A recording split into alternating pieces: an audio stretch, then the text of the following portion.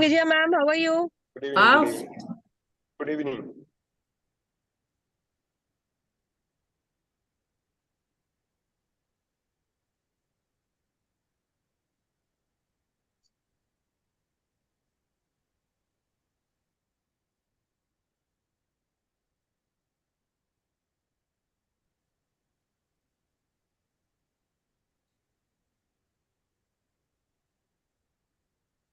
Dr. Anuradha, shall we start? Madam, give me a minute. Vasu will sure. go online first, no? Yeah. Just give me a minute, Okay. ma'am. Give me a minute. Just.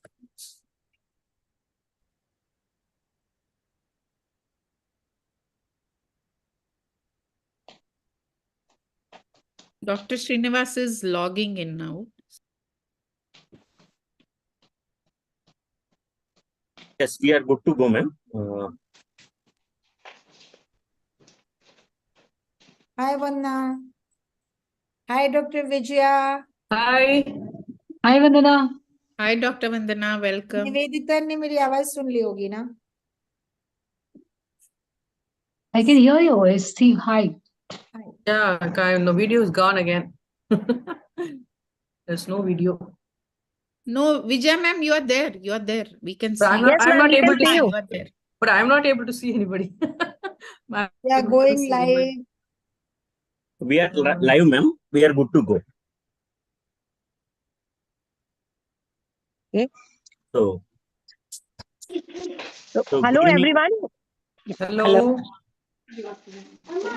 So, good evening, all the respected faculty and the delegates who have joined for the occasion of today's an evening with Isarians program. And to start the program of today's session, I would like to invite to take the session ahead Dr. Ekika Singh ma'am.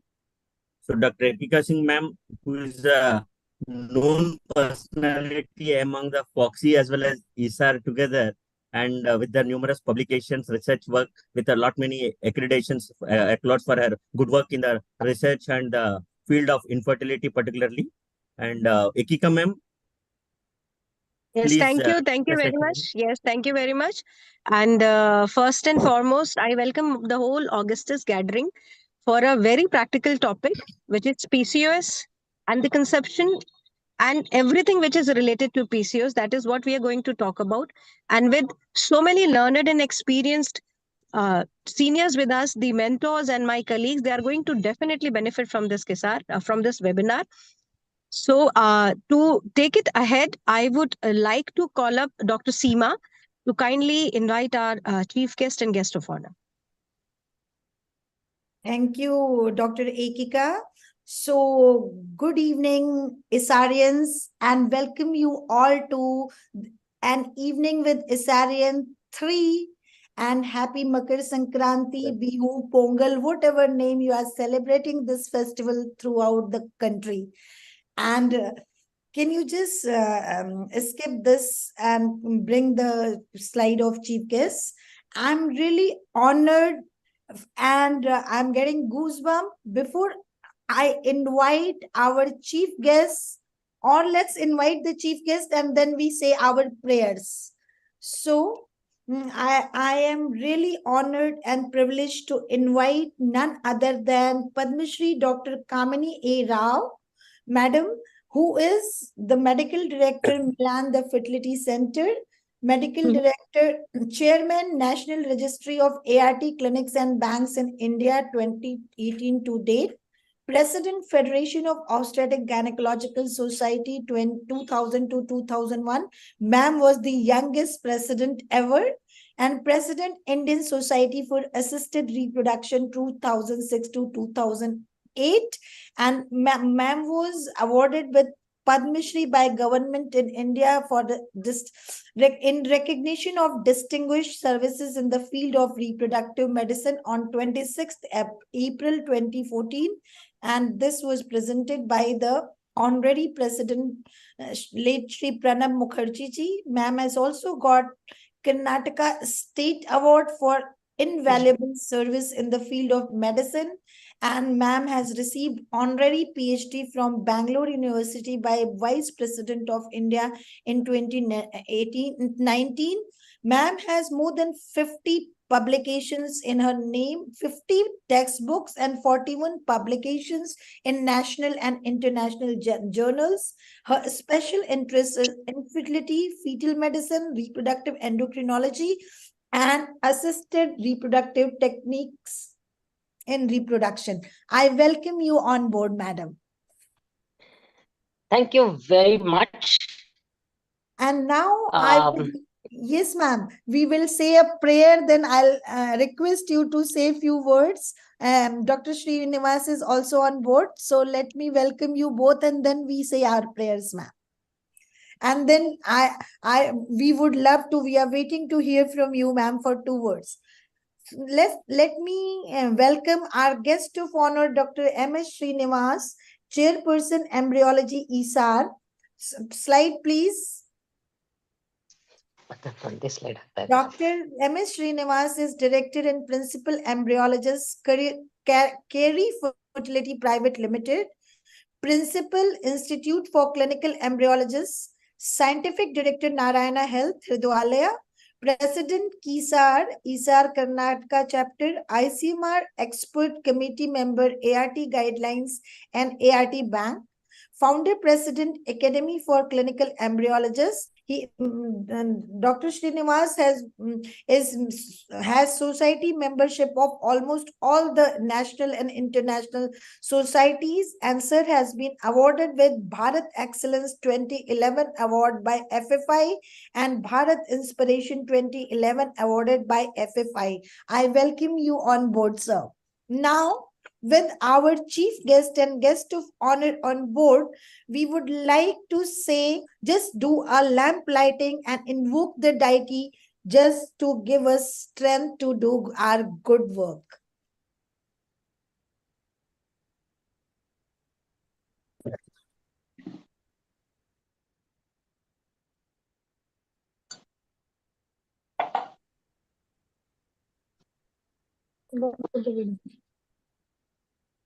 Vasu, it's not playing.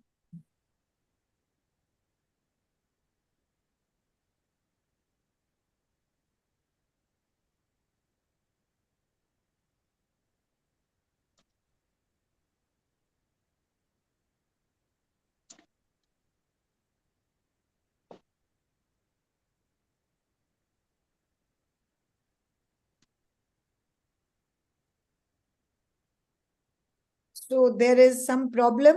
Let's start. I will do the prayer. It's okay. Let's invoke the goddess Saraswati, the goddess of learning and education. Om Saraswati Mahabhagya Vidya Kamalalochani Vishrupe Vishalakshi Vidyam Dihe Saraswati. Jai Ma Saraswati. After our prayers, I would request our chief guest, Padma Shri Dr. Kamini Rao Madam, to share her few words of wisdom, ma'am. So I thank the organizers of all the ISARs of the South, and of course the 2 young Turks, because they always look young, doesn't matter how old you are, because your DNA is much younger than mine. So Seema and of course Anuradha, you are really doing well, and I do hope that you win the elections. That apart, I would like to tell you, you have chosen on a very important topic on PCOS.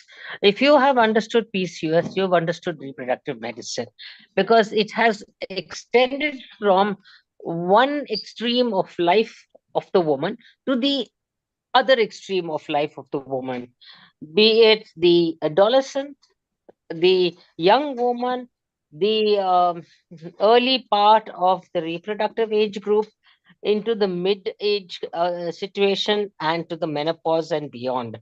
So womb to tomb services with PCOS is what you're going to be looking at. Not only the endocrinology, you have sort of infiltrated into multidisciplinary approach, be it endocrinology or psychiatry or cardiology or diabetes or metabolic syndrome, cancer, and whatnot.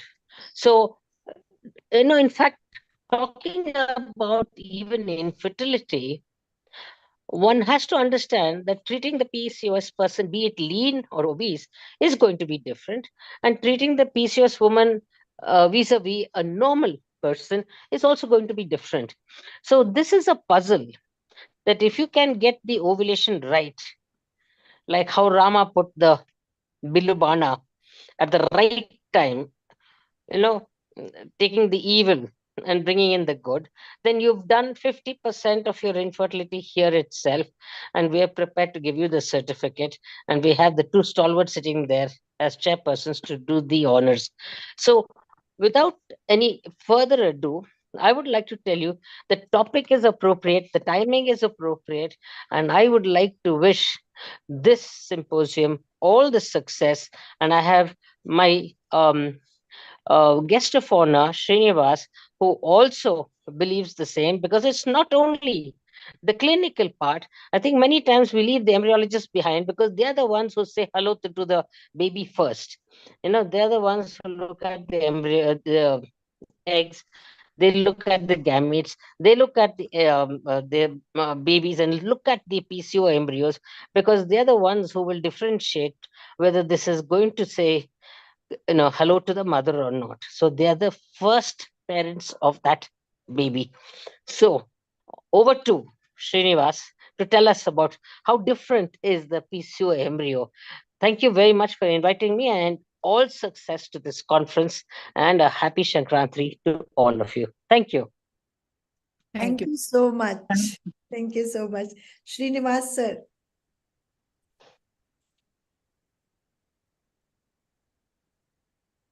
Dr. Srinivas, he's traveling from Mysore to Bangalore. He said his connection might have some trouble. Are you there, sir? I saw him and Yeah, he's there, but he's got some. Okay. Let's continue and we can get back to him again. Okay. I think his audio is connecting. No. I think we can talk here, make him talk later. Okay. Yes, ma'am. Yeah. Is he speaking? Hi, Mahesh. Good evening. Yeah. Over to Dr. Ekika. Please continue. Yeah, thank you, Dr. Anuradha.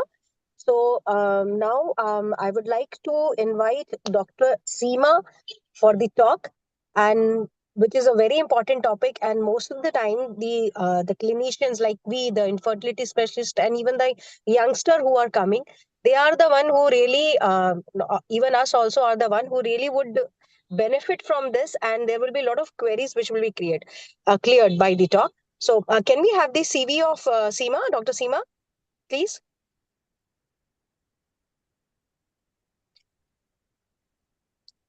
So, as everyone knows her as Bebu, and besides her, the loads of qualifications and the awards and accolades which she has, the best thing about Dr. Seema is I would like to talk more about it, that she is a very wonderful person at heart. I mean, whenever you reach her, being a colleague or as a junior, she is always there to help. So, as we know, Dr. Seema Pandey is one of the leading infertility specialists in Purvanchal and has lots of awards and achievements with and being the president of Azamgarh Ops and Gynae Society. She was in the National Executive Committee member of ISAT 2018 to 22 and ISPAT 2021 to 23. Beside that, she has authored many books. One is A to Z for PCOS, and she was co-editor for Art and Fertility Enhancing Surgeries, The Synergy, Ovulation Induction Simplified, Foxy Handbook of Drugs in Infertility.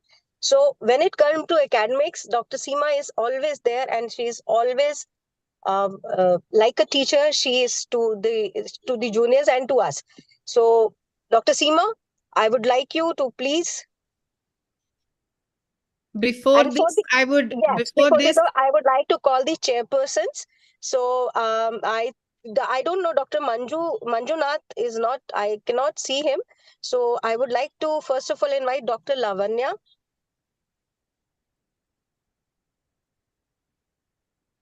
Dr. Lavanya Kiran. And yes, her name as such doesn't need introduction. She is Director Health Camp Vocational Services, Rotary Platinum City, and she and his her work has been facilitated. Her work in healthcare and in infertility is being facilitated by the Karnataka Commerce Industry Association for the contribution in healthcare, Karnataka Book of Records, and so many other awards. Beside this, Madam Dr. Lavanya was Secretary IESRM from 2022 to 24, Secretary KISAR, Joint Secretary of KISAR, member of FACE, member of BESOX, and she has many publications and awards and accolades to her name. So I welcome Dr. Lavanya.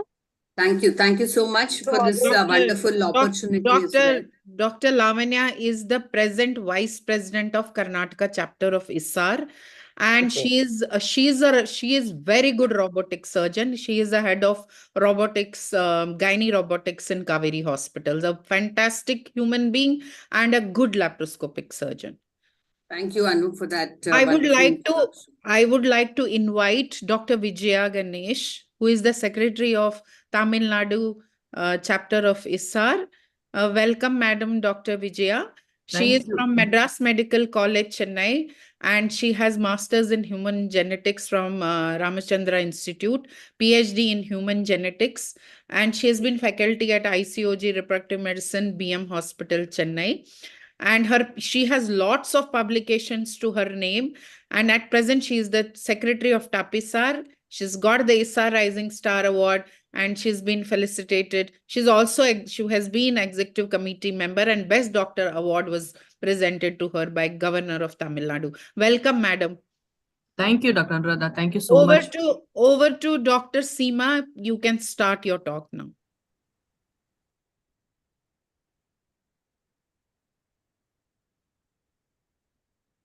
Hello, and Dr. Fessy Lewis, expert, has to be invited.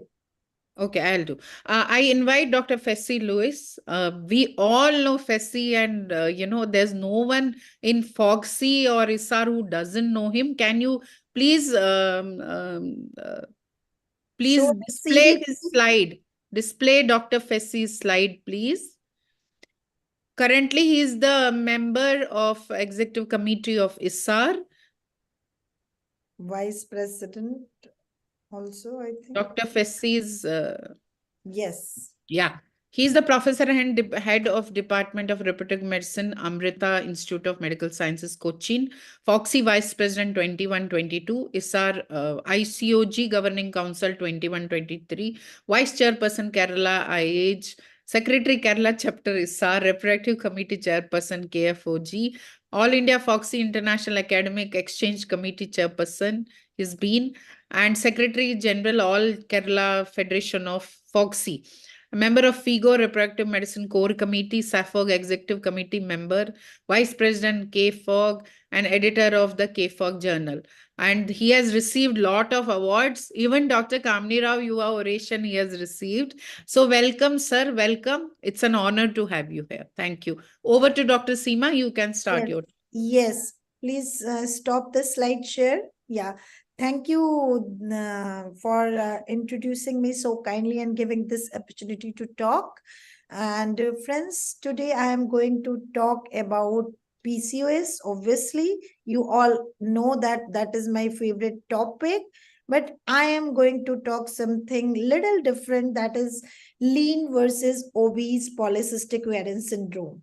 As we all understand that polycystic ovarian syndrome is a polygenic, polyfactorial, systemic inflammatory autoimmune disease with dysregulated steroid state, manifesting largely due to lifestyle errors. And it is the most common heterogeneous female endocrine disorder currently prevalent, and many people like me across the world believe that polycystic ovarian syndrome is a metabolic disease with underlying ovarian defect, and insulin resistance, obesity, infertility, cardiovascular problems, and psychosocial issues are related comorbidities. Whenever there is a girl who is entering in your chamber, most of the time we can just make out, looking at her face, that she could be a PCOS. Like, looking at the wide range of presentation, this particular girl who is 20 years old could be having a BMI of 33 years, along with hirsutism, a lot of acne spots, and unable to lose this weight, and she is depressed. At the same time, a girl who is 25 years, para 0A2, and she's come to your clinic in a beautiful dress, not a single sign of hyperandrogenemia or any kind of scar or hair loss, and she could also be a polycystic ovarian syndrome. So that is a very wide phenotypical variation in our polycystic ovarian population, ethnicity wise, geographical distribution wise, or country wise. So here we are talking about Indian subcontinent, how our PCOS look. We all understand there are four phenotypes, A, B, C, D. A and B are known as classic sisters or classic phenotypes, while A is having all the features. Phenotype B is having hyperandrogenemia along with ovulatory dysfunction and lacking the PCOM, while phenotype C and D are C is ovulatory PCOS, and phenotype D is only having ovulatory dysfunction along with this thing, polycystic ovarian morphology. So here, that is one phenotypic distribution, but the commonly used phenotypic classification is lean versus obese polycystic ovarian syndrome. And who are these two definition wise? If we talk about lean PCOS, less than 20% of the whole polycystic ovarian syndrome patient you are looking at would fall into this category, whose BMI is either 25 or lesser, whose waist hip ratio is less than 0.8, and this is the group which takes longer to diagnose, because you cannot make out by her face and appearance that she could be a PCOS. While obese PCOS makes 80% or more than 80% of the phenotype whose BMI is more than 25, she could be overweight, frankly obese, morbidly obese, with waist hip ratio of more than 0.8. When it comes to the presentation, this lean PCOS would be having a lot of acne complaints at wrong times, thinning of hair, skin tags, irregular menstruation, while symptoms related to weight gain, insulin resistance, and sleep apnea at the later stage of life would be the main complaint of obese PCOS. But these things are relative. One person can go from lean to obese and vice versa. So you cannot just differentiate and just draw a line that this is lean and this is obese. While a lean PCOS patient, if she is married, she will come to you with the complaint of subfertility and miscarriages, plus minus menstrual irregularity. The obese PCOS will be coming clear cut with menstrual irregularity, weight related issues, along with metabolic derangements, along with subfertility. So here, our lean PCOS might be ovulatory. She might be getting conceived, but she might get recurrent miscarriages, or she would not be able to get pregnant. While obese PCOS majority of time are presenting with primary subfertility along with metabolic issues. If we look at at certain USP points of polycystic ovarian syndrome patients, those are same in lean as well as obese PCOS, like acanthosis nigricans, menstrual dysfunction, hirsutism, endometrial hyperplasia, though slightly higher in obese PCOS, but that is present in both the groups. So does PCOM or polycystic ovarian morphology.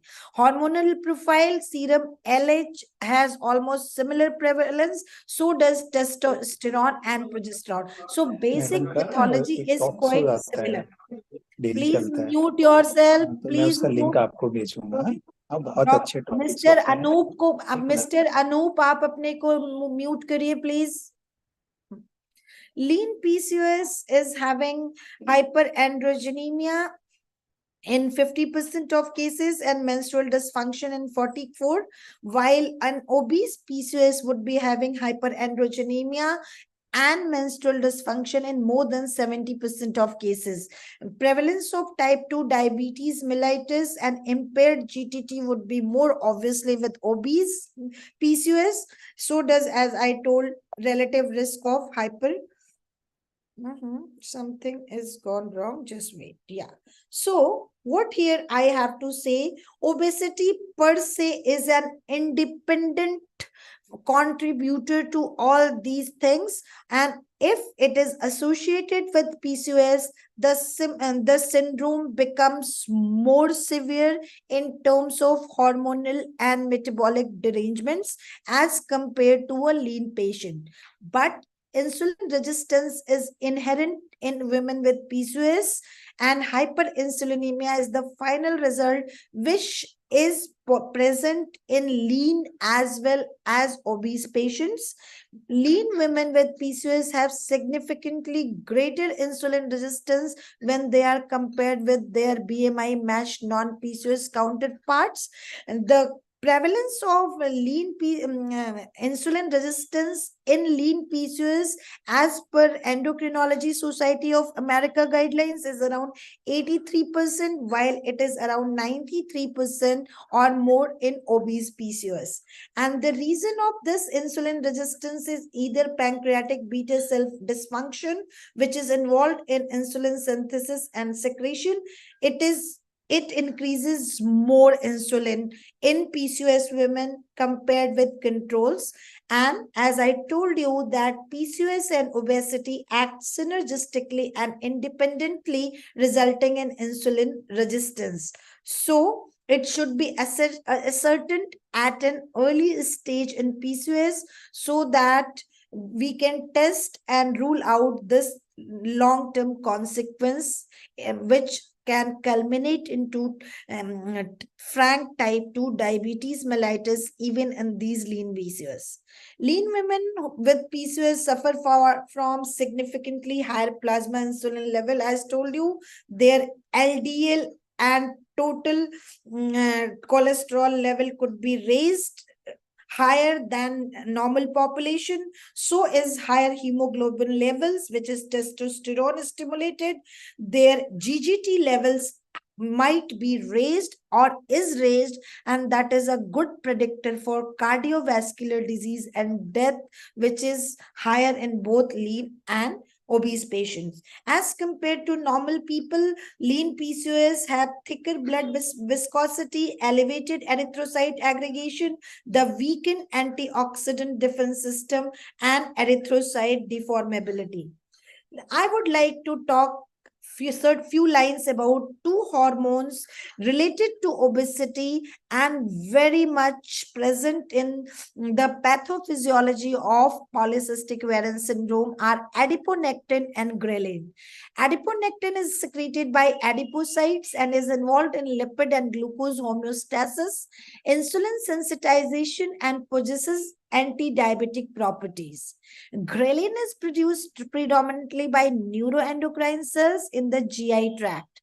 This orexigenic hormone is thought to be involved in the regulation of energy homeostasis, glucose metabolism, and insulin signaling. I'm talking about ghrelin. It augments fat tissue and the release of growth hormone, which results in increased food consumption and body mass. It was found that higher level of adiponectin and ghrelin appears to be essential for glucose metabolism, but in obese women with PCOS, without PCOS, adiponectin levels are significantly reduced compared to levels in lean women without syndrome. Ghrelin level are also significantly lower in obese women compared with lean women, regardless of PCOS status. And adiponectin levels are comparable between lean and obese PCOS when we talk out. We try to find the difference. So if we want to just conclude what difference there is in metabolic parameters, lean women have lesser insulin resistance, higher chances of hyperinsulinemia, increased VLDL, increased blood viscosity, increased hemoglobin, increased erythrocyte aggregation, weaken antioxidant defense system, comparable levels of adiponectin and ghrelin. While obese patients, these derangements are more pronounced, and there is decreased level of adiponectin and ghrelin, and that's why we say that obesity is associated with lower levels, but there is no proof that PCOS has a deleterious effect on the level of these two peptides. Obese PCOS are at greater risk of morbidity at a younger age than lean PCOS patients, and that's how obese PCOS, 60% of them, they become diabetic by the age of 30 plus, in their early 30s, and that is very alarming. As a treating physician, we have to look into that, and they need to be treating using a more rigorous approach. When it comes to their psychological aspect, lean PCOS as well as obese, both of them, they have lower resistance to stress, but obese PCOS are having higher risk of psychological disorders. There is decreased adaptability in lean PCOS, higher ACTH level, higher cortisol level, and higher ghrelin hormone levels. While in obese PCOS, the chances of having anxiety, emotional distress are more, as is higher depression score, because there is added body image issue. And this study was done very recently to look into the differences in the psychological and hormonal presentation of lean and obese patients with polycystic ovarian syndrome, and they found that psychological parameters and emotional disturbances observed among patients with lean PCOS may result from chronic stimulation of HPA axis and HPG axis disturbances. The influence of ACTH, ghrelin, and other neuropeptides and pulsative production of gonadotropin in this group of individuals needs further evaluation, and consideration should be given to the addition of psychological therapy as permanent element in conjunction with hormonal therapy in the treatment plan of PCOS patient with this phenotype, as our mentor and chief guest, Padma Shri Dr. Kamini Rao, has also suggested. Diagnostic algorithm, I'm not going to, it is almost same for obese and lean PCOS, but few certain differential diagnosis which fits more for lean PCOS are congenital adrenal hyperplasia, androgen secreting adrenal or ovarian tumors, Cushing syndrome, hyperprolactinemia, thyroid disorders, non-classic late onset CAH, medications that can cause hirsutism. Coming to the management, as we always, whenever we are talking about polycystic ovarian syndrome, we talk about lifestyle modification as first line of therapy. But that could be true for obese PCOS. What about lean PCOS? For obese PCOS, we already understand that even if they lose 5 to 10% of body weight, they are going to be ovulatory. But how to make the same dietary regulation or lifestyle modification for a person who's already lean and thin? What exercises are we going to tell them? What dietary restrictions are we going to tell them? Are they same? So any lifestyle modification consists of diet, which should be individual and balanced.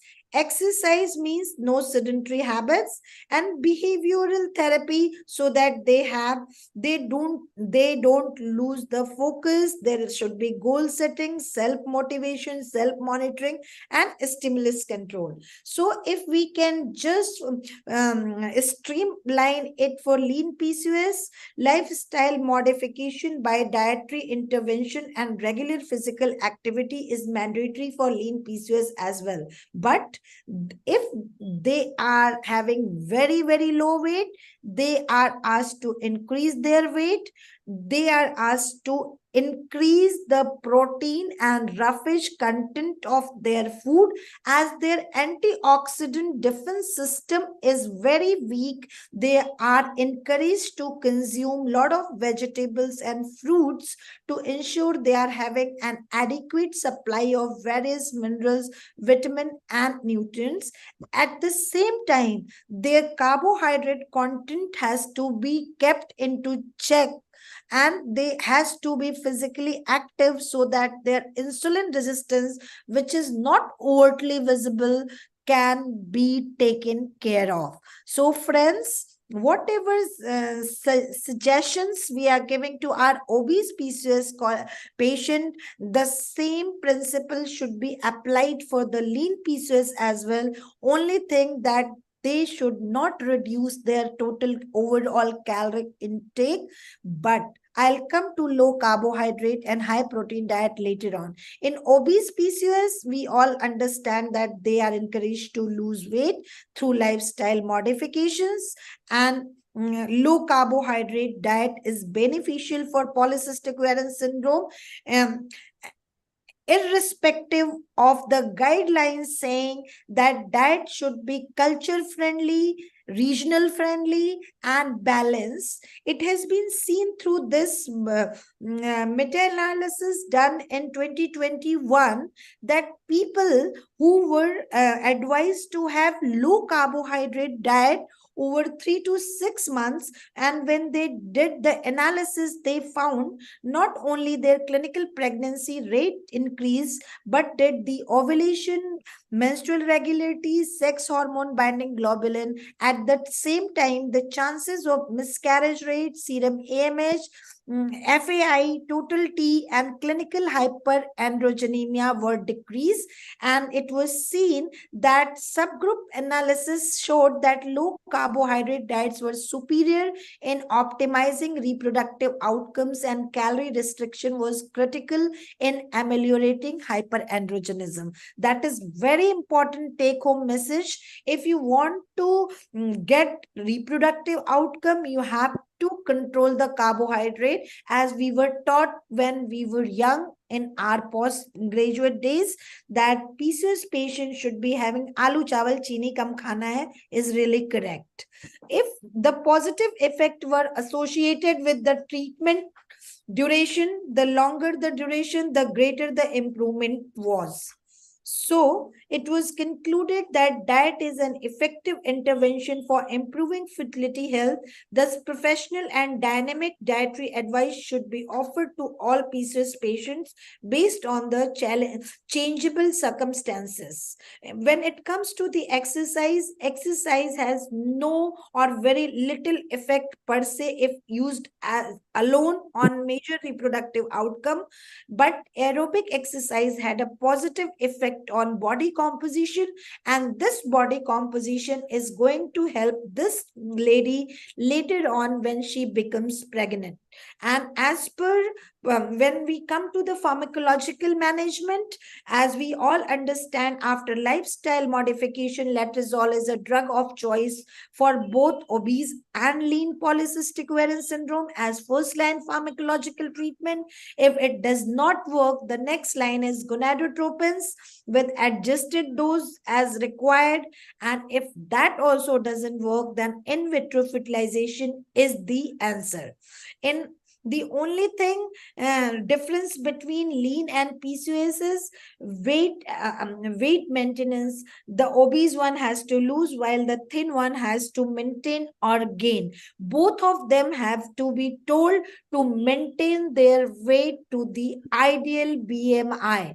If you are not able to do it alone, you can start giving them any kind of insulin sensitizer, metformin or myoinositol separately or along with that.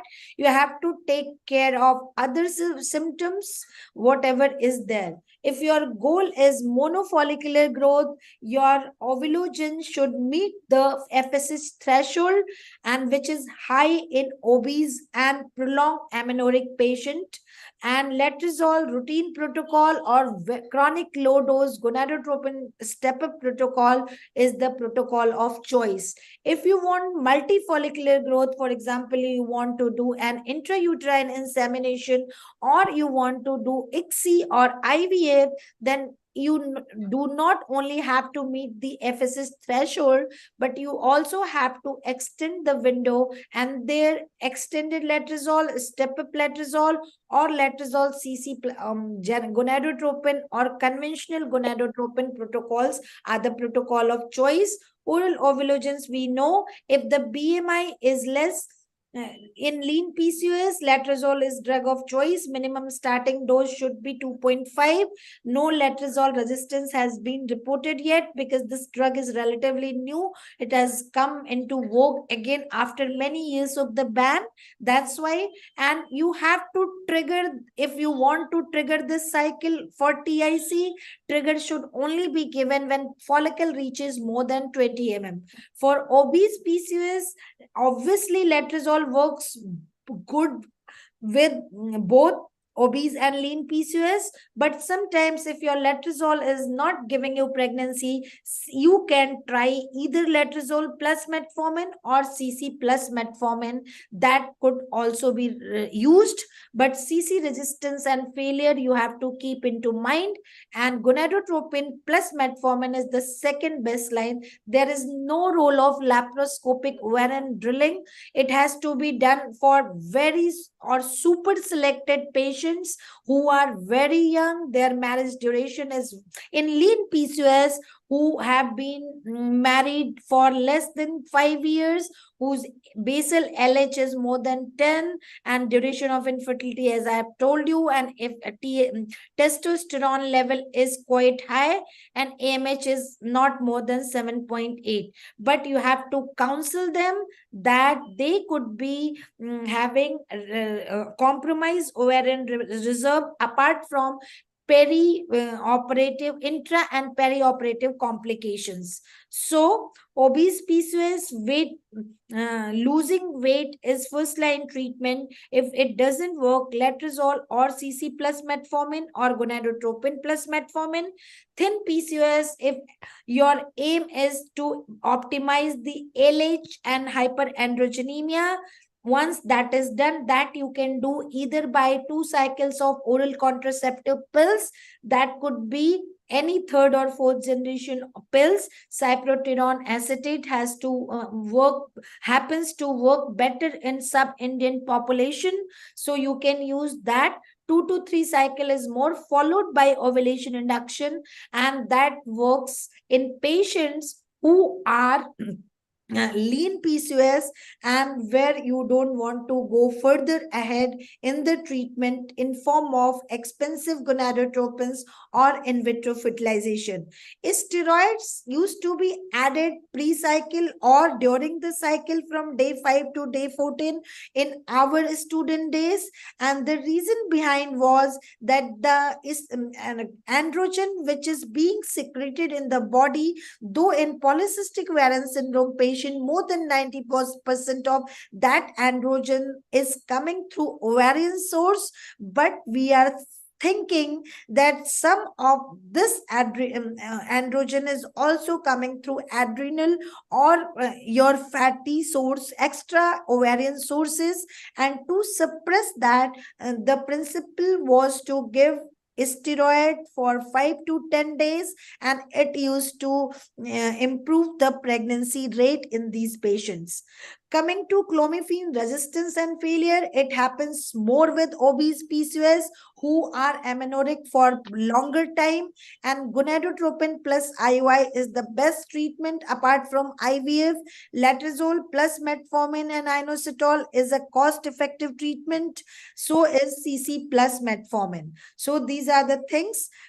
Metformin, when used for lean PCOS patient, it works better than obese obese PCOS patient? A reason nobody knows, because there is no additional obesity factor or component in lean PCOS, and it works very good on insulin resistance. Myoinositol and acetylcysteine, apart from COCs and steroid, I told you, and obese PCOS, we all know that what all has to be done. So vitamin D and calcium supplementation, and vitamin B complex supplementation while your patient is on an insulin sensitizer, especially metformin, goes long way.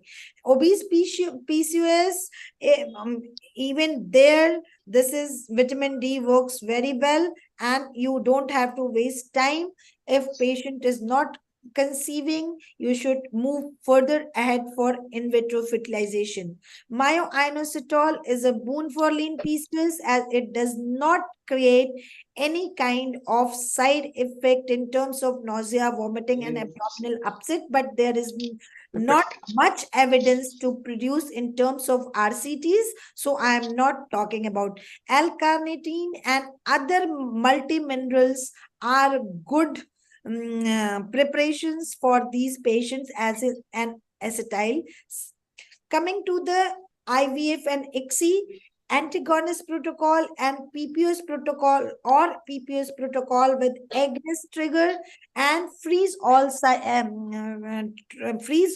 and embryo transfer cycles are preferred treatment for PCOS. Fresh transfer very rare with intensive LPS. PPOS protocol is very good in these patients. It does not only decrease the cost, as all of us are going to freeze these patients. In fact, it takes better control in LH as per certain articles. PPOS plus long-acting FSH is also an upcoming thing.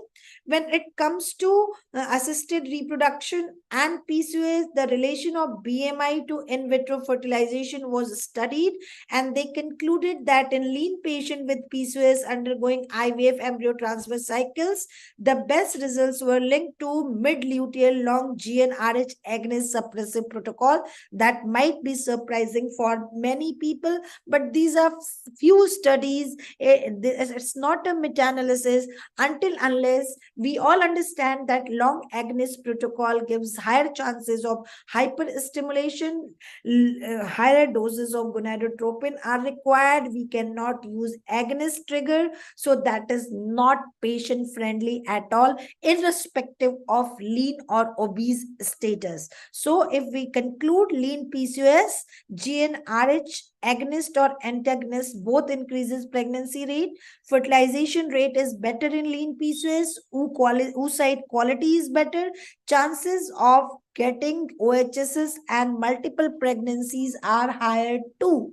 While in obese PCOS, phenotype A and B are toughest to stimulate, poor pregnancy outcome, higher doses of gonadotropin might be required. So finally, it is extremely important that lean women with PCOS get a variety of nutrients, minerals, and vitamins in their diet. Therefore, they need to make sure that their diet contains plenty of vegetables. In addition, because these lean patients with PCOS do not need to lose weight, they do not need to restrict their caloric intake. Complementary to the dietary and lifestyle changes, patients need to focus on supporting their body by promoting healthy hormonal balance, a healthy uterine lining, regular ovulation, improving estrogen metabolism, and a healthy pregnancy. And all this could be achieved by vitamins and minerals like calcium, vitamin D, as well as herbs that promote hormonal balance and support regular ovulation. Thank you so much. Thank you, Dr. Seema, for this wonderful talk. Any questions are there in the chat box, audience? Because I can't see anything. Give me a minute, ma'am. I'll share. Yeah, just check Hi, if any Mahesh, question. and who all? Hi, Arshi. Hi. Hi, Dr. Arshi. Wait. Something is in chat. questions can be taken in the end if they are not any at present. Let's start. Madam, I have one clarification from this. Can I ask, ma'am? Yes, definitely. Yeah, madam, this is regarding the AMH with respect to the PCOS. If the younger patient which has got a lower AMH, and what could be the oocyte qualities in that, madam? Whether we can still treat with the metformin and other things? So AMH, you want to ask if her AMH is in normal range, can we give an insulin sensitizer or not? Yes, Is ma'am. the question?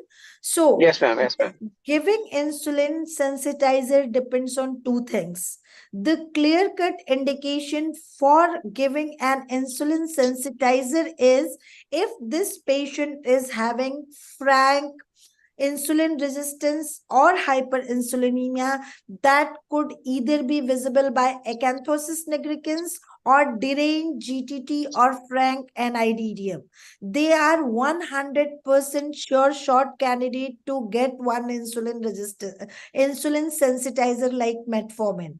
Second indication is if you are treating the patient either for weight loss or for menstrual irregularity or for subfertility or for miscarriages, and it is your drug is not working per se, letrozole is not working, patient is ovulating but not getting pregnant, those are the cases where you can add metformin irrespective of the AMH level. Okay, madam. Yeah, That's fine, ma'am. In case of this, lower age persons like aged people with low AMH, can we just do this in case of AIT treatment with the non-male factor? Can we go ahead with the IVF rather than doing ICSI? Yes, like are you talking about PCOS or any poor ovarian reserve person? Both, madam. In combination of poor ovarian.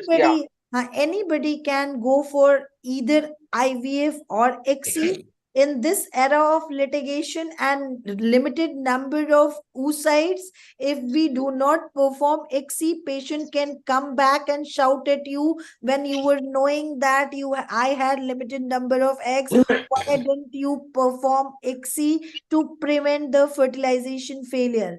But natural selection comes with your IVF protocol, and there is a school of thought that lesser number of eggs, if they are good in quality, they should be given the chance with IVF. ICSI is not mandatory though. Okay. But in case of lower AMH, we will get the less number of oocyte. In case of PCO, any chances? Anybody who is having AMH less, for PCOS, lesser AMH has different range. For normal person, lower AMH has a different range.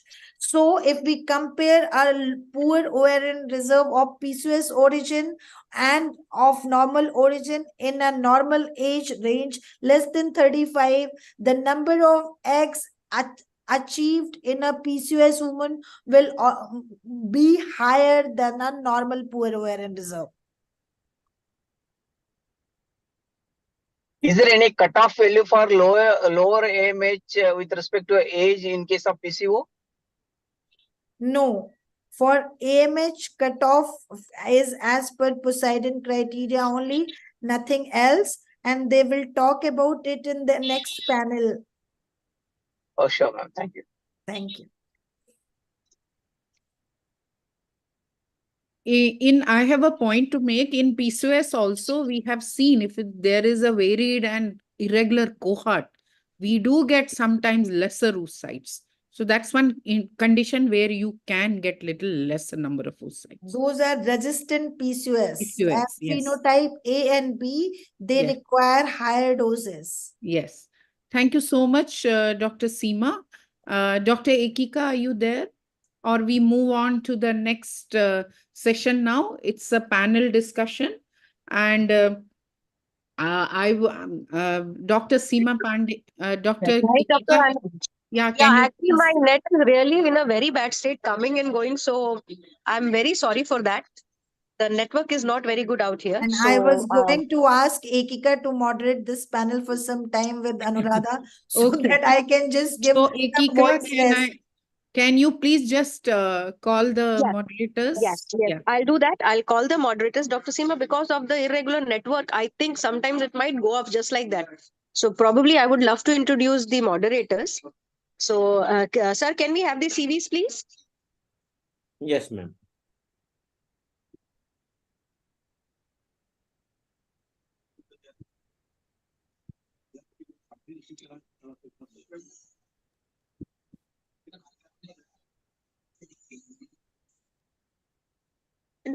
It's for the panel. It's for the panel. Panel. Yeah, Dr. Anuradha. No, Dr. Anuradha. Yeah. Yes, thank you very much. So, as I would love to introduce Dr. Anuradha Kar. Once again, I'll say the very same thing for her. Besides everything, her qualifications, her awards, her accolades, she is a good human being. She is director, Nurture IVF Bangalore, currently practicing infertility and infertility related endoscopy at Bangalore. Joint Secretary, Karnataka Chapter ISAR, Honorary Treasurer, Karnataka Chapter ISAR, and she has done her fellowship in reproductive medicine. 15 years of rich experience in the field of infertility and ART. There are loads of articles which she has published in index journals and authored many chapters in various books. So she has also done a fellowship in stem cell and regenerative medicines, a diploma of reproductive medicine from Kiel, Germany, and diploma in MIS from Kiel and Dubai. So I welcome Dr. Anuradha Kar to moderate the panel. Thank you so much. And with Dr. Anuradha, I would like to call again once Dr. Seema Pandey. I mean, she doesn't need much introduction. Everyone knows her, and her knowledge, specifically the deep insight which she has about PCOS, is very helpful.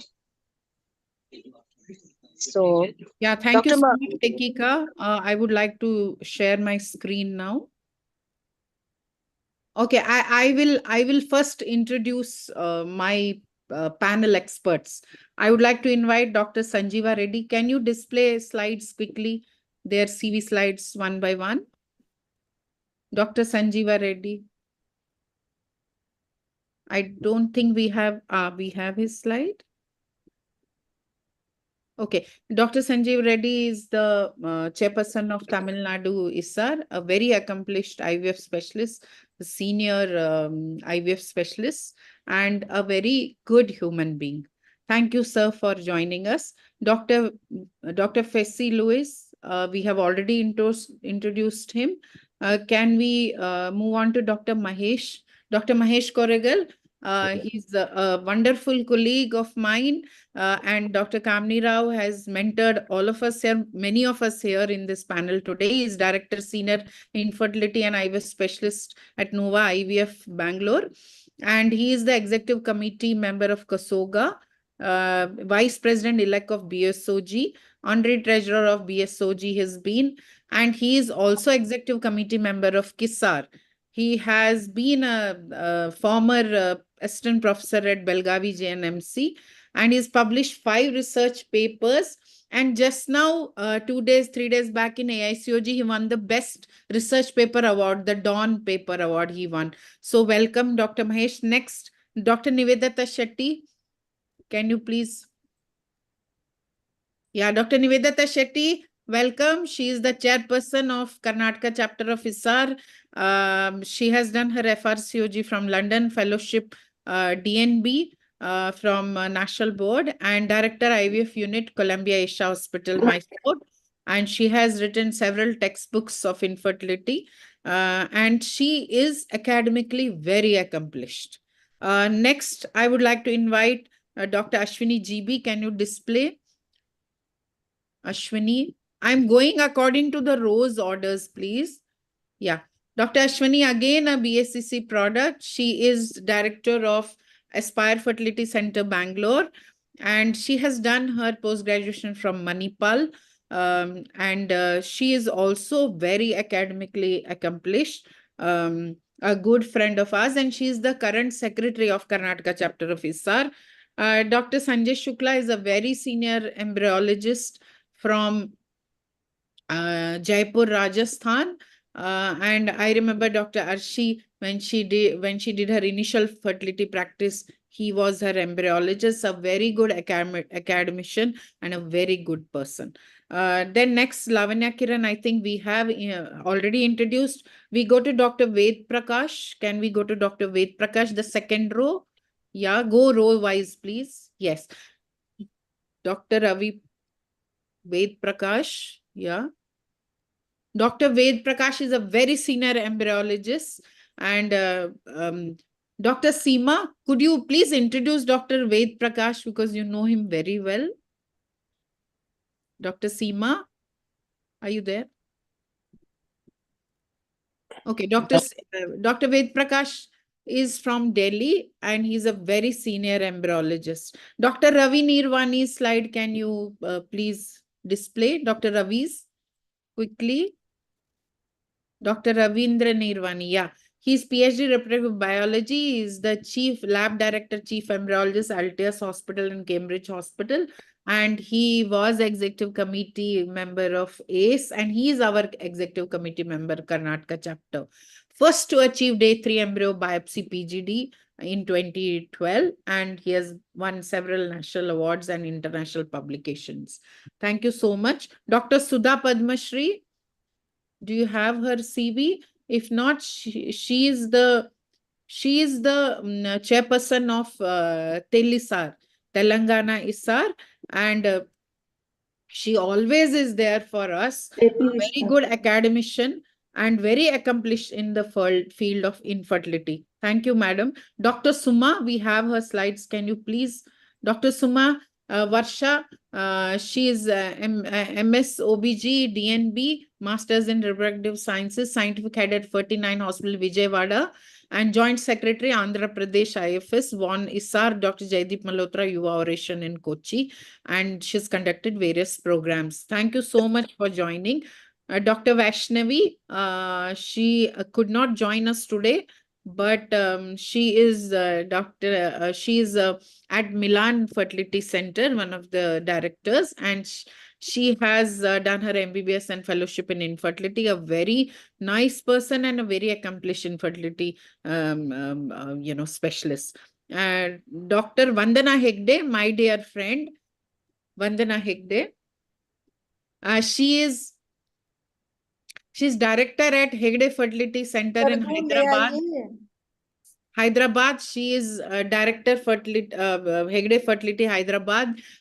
She has been my batchmate in while doing fellowship in BSCC. A very good academician, very bright and very witty she is. I would say that. And she runs 5 centers in Hyderabad. Welcome, Vandana. Dr. Akash Agarwal. He is also working in Hegde Fertility Center. He is MBBS X-ray certified embryologist. And he has masters in human reproduction embryology. He has been a topper of X-ray clinical embryology VENA 2019. Welcome. I cannot read everything. Sorry for that because we are running short of time. Dr. Spurti, again from Hyderabad. She's also working. Dr. Spurti. She is from Hyderabad. She's also working as a consultant in 49 Fertility Center, and a very good clinically oriented person and a very good person, human being, I would say. Dr. Rahul Sen, I don't think he is here, but he's the chief embryologist and a good academician. Dr. Priya N from Kerala. Dr. Priya N, she's from Kerala, Calicut. Again, she is very good clinically and academically, and we welcome you all. So this, Dr. Seema, can you start? I'll start the... Yes, I am starting this slide sharing.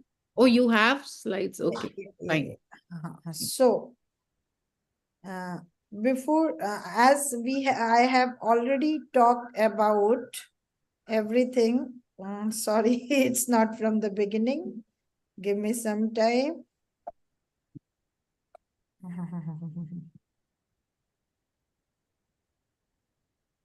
Our topic is conception in polycystic ovarian syndrome women, things to be done differently. To just start, I would like to ask any of the panelists how polycystic ovarian syndrome women are different than others. And Dr. Seema, 2 minutes. I forgot to introduce Dr. Rashmi Nayak. I'm so Oh sorry. my God. Oh my Dr. Rashmi's slide, please. Or I'll introduce her. Dr. Rashmi Nayak is. Can you introduce yourself?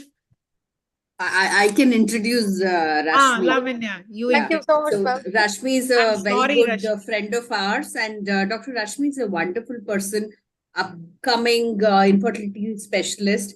She is specialized in obs, gynae, fertility, and as well as laparoscopic surgeon. Of course, I don't have to talk about her academic work she's doing, but then I think I volunteered to introduce her because I think she's becoming a fashion diva in fertility. And other than a lot of academic work, I think we need to start learning some style statements from her. And I would request on this forum that Rashmi does one online session for the same. Welcome, Dr. Rashmi. For that introduction. I think I feel the junior most here amongst all the seniors. So I think it's a learning opportunity for me today. Dr. Seema, you please share your screen now.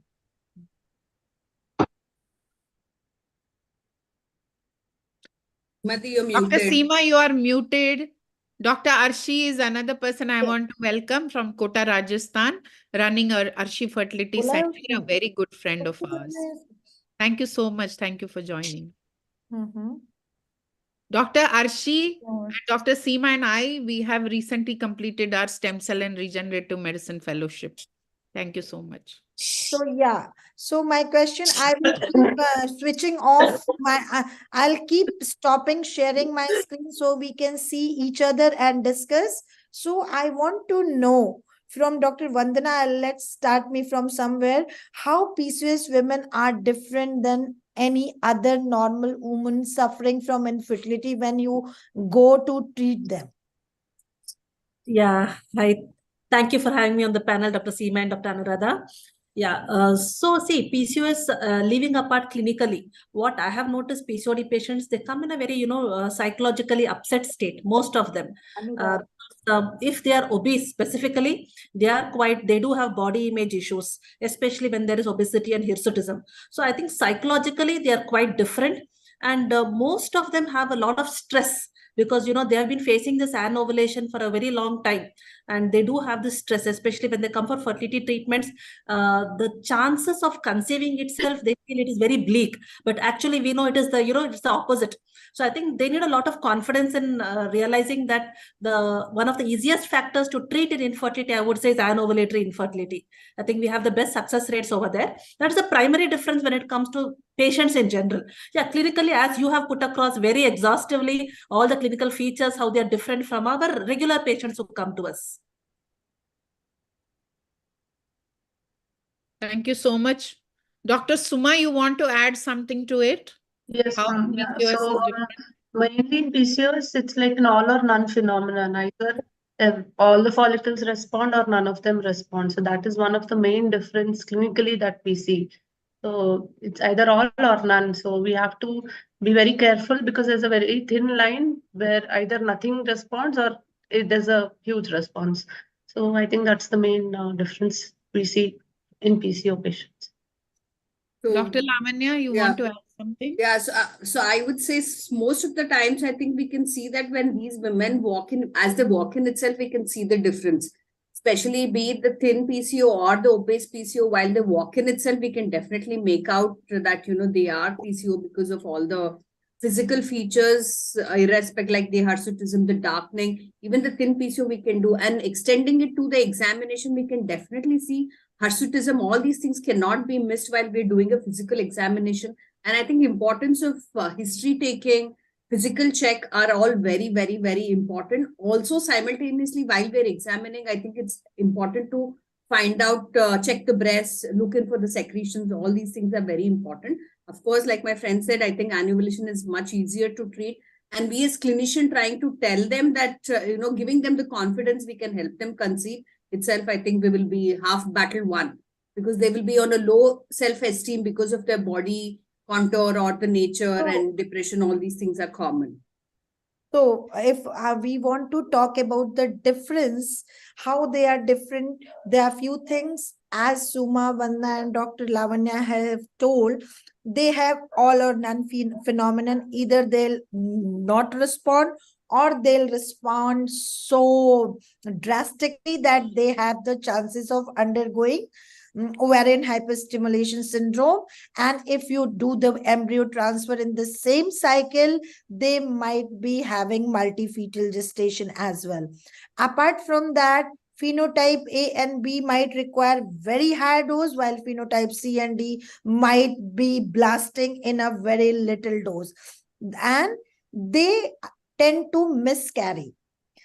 Resistant PCOS, we have to go very subtle with PCOS patients. So they might require 1 or 2 extra days of stimulation when we are doing the stimulation for PCOS patient, and they have the tendency to miscarry. The reason being, apart PCOS per se increases the chances of miscarriage.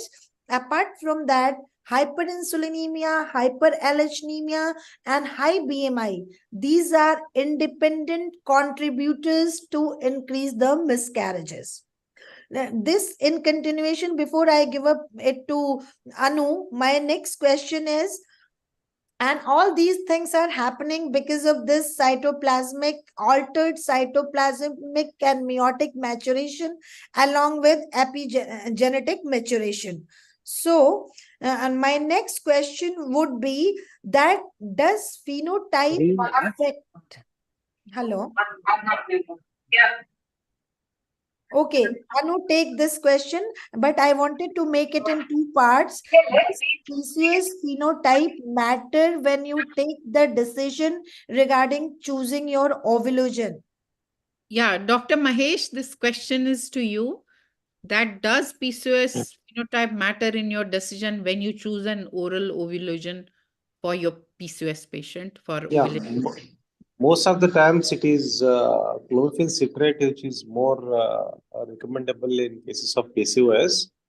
No matter a lean or obese PCOS, I think I will choose the letrozole in these patients. And secondarily, addition of recombinant FSH or an FSA or HMG depends on what we are going to see in case of either lean or obese PCOS. Sometimes even in non-affectable population, even in PCOS, HMG also works well. It's not necessary to go for a recombinant in the case of cost decision. So I think this is, but in case of lean Let's take, PCOS, yeah, thank you, Mesh. Let's take everyone's opinion, clinicians, that does phenotype matter to you when you are choosing an ovulation to do the ovulation induction? I will start with the expert. No, expert will come in the last. I'll start with Rashmi and Spurti. Ma'am, yes, actually, I think whenever I see the in your decision, we are talking practical things. So in your decision, please keep telling. I think we lost her internet connection. Dr. Priya, are you there? Can you answer? Purti and Priya. Yeah. Purti. Yes, ma'am. Yeah. During per se phenotype for selecting oral ovulation, I will not stress much, ma'am. But after the selection, once there's a response while counseling, especially with the miscarriage rates, as you said, phenotype A and B, there is. Let's go in 2 parts. Yes or no? Does phenotype matter to you? No, ma'am. Not me. Dr. Priya? Dr. Priya? Yeah, it matters to me a lot. I have found like many a times like these obese patients or those with higher AMH are those whose ovaries show a lot of follicles. Like they've got a like maybe like 30 in each ovary. Like the ovary is started with small follicles. They of course need a higher dose of Phenotype, letrozole. only phenotype. Dr. Mahesh is gone. Dr. Suma? Dr. Suma. Mahesh is there. Unmute, ma'am. Mahesh, Unmute. I'll No, come ma'am, back. unmute. Mahesh, you were lost. We'll come back to you. Suma, you are muted. Unmute చేయండి madam. Yeah. So, ma'am, I'm giving letrozole for all phenotypes, ma'am. So That is my drug of choice. for you, it does not matter. Vandana? Ma'am, can I speak? Rashmi here. Sorry, I got Yeah. disconnected. Yeah. Actually, yeah, depending on the phenotype, Yes and actually, no. phenotype A, I generally know that these patients might not respond to letrozole or even clomiphene citrate for that matter. So I think I generally counsel my patients that we might have to use the gonadotropins to stimulate her, because I feel the most difficultest part for me in treating a PCO patient or starting an ovulation induction is counseling them prior. Because the most important. I just want one liner. Does phenotype matter to you or not Yes, while yes, choosing a hobby? hyperandrogenemia It does. phenotype. It does. Yes, it does, and I need to use And gonadotropins. we'll I'm come sure back. about it. We'll come back. Dr. Mahesh and Dr. Vandana. Yeah, Not definitely. much. When it comes to oral ovulogens, you did mention the use of adjuvants. So over there, the phenotype does matter when the response could be, affected with only oral ovulogens. So addition of adjuvants definitely It phenotype. does. It does for you. Dr. Lavanya and Yes, Dr. Fessy is also there, so we'll hear his views as well. Yes or no? I think it does. If you want us to answer in one line, I would say yes, it does. Yes. Dr. Fessy, what's your opinion? Phenotypes matters? Definitely phenotype matters, because especially the hyperandrogenis, the patient's response with the routine oral ovulation and differs according to the phenotype. And by the way, if I'm missing any any of the panelists, please let me know. We are not able to. Dr. Vijaya, are you there? Dr. Vijaya. What's your opinion on phenotype for ovulation induction? I don't differentiate. Okay, Any great. phenotype I start with, yes. Then comes Anu can take this question. If phenotype does matter, what do you do for lean PCOS differently than obese PCOS when you are choosing oral ovulation? Do you give the same to both, like a BMI 27 and 23? Are you choosing the same ovulation or you are doing some difference? Dr. Vandana, can you answer like BMI 27? When it comes to oral ovulogens, my drug of choice is always letrozole in PCO today. And the only thing would be the difference in the gonadotropin. If you're adding a gonadotropin, definitely we need to be more careful with respect to the dosage of the gonadotropin, because we know the risk of OHSS, which is more among the ovulation induction cycles today than the IVF cycles. The other important part I would say is the presence of hyperandrogenism, whether it's clinical or biochemical, and the weight of the patient, because sometimes you may need to add metformin or even dexamethasone, as you have mentioned in your talk. These things will help in improving the response. So definitely phenotype matters in suppressing the androgens to get a better response and also to improve the oocyte quality in PCOD patients. To finally get the. I have one question. Vandana. This steroid I was mentioning for extra ovarian steroid. Especially when DHS is elevated. Phenotype per se does not differentiate between intra-ovarian and extra-ovarian steroid. Fine. Yeah, we do measure DHS and testosterone. So if we find that in an elevated, rule out that if there is adrenal source of hyperandrogenemia. Okay, I have this question now. This question, can you display the same one? Yeah. So BMI 30 years of age, 5 years of infertility, hyperandrogenemia. Okay, we said that we are going to use letrozole. Can I know what will be your starting dose? Will you only use letrozole is one question, and what will be your starting dose? She has never had ovulation induction earlier. This is the first time. So how will you do it? Dr. Mahesh, how will you do it? I think we can go with the 2.5 milligram per day or 5 milligram per day. Since BMI 30, I would prefer 5 mg per day for 5 days. I think that's your 2.5 mg BD. So I think that is the better way to go. Dr. Lavanya, question is to you. Will you do something else prior to starting? Will you do a lifestyle modification? Yeah, or no, I think start? I think it would go hand in hand. while counseling becomes the crux of the treatment here. Before we start the treatment, I think talking to your patient on the importance of the lifestyle modification, adjuvants play a very high role because we're seeing that the BMI is 30. So that means she's definitely, I would say, morbidly obese if she's around 30. So looking into our GTT testing is very important. And I'm assuming that it is definitely going to be high considering her BMI. So adding her metformin would also be very important, and telling her to follow up. If dosage, I think I agree with Dr. Mahesh, 5 milligrams of letrozole is what would be started. Maybe I would stick to giving it 2 together in the night for next 5 days. Call her, do her scan, and if she's not responding, then tell her initially itself she may need to be added in the gonadotropins. I think would be a more important thing along with continuing lifestyle modification. Here is one condition. Suppose this clinic does not use gonadotropin, and Suma, given a choice in this patient whose BMI is 30, she is having hyperandrogenemia as a predominant feature apart from obesity, as Dr. Lavanya has rightly told. You have both the molecules available, letrozole and CC and metformin. What would be your preference, letrozole or CC plus metformin, or letrozole plus metformin? I'll go with letrozole metformin, madam. Any particular reason? Letrozole is the first drug of choice, and because her BMI is elevated, expecting insulin resistance, I will give even metformin.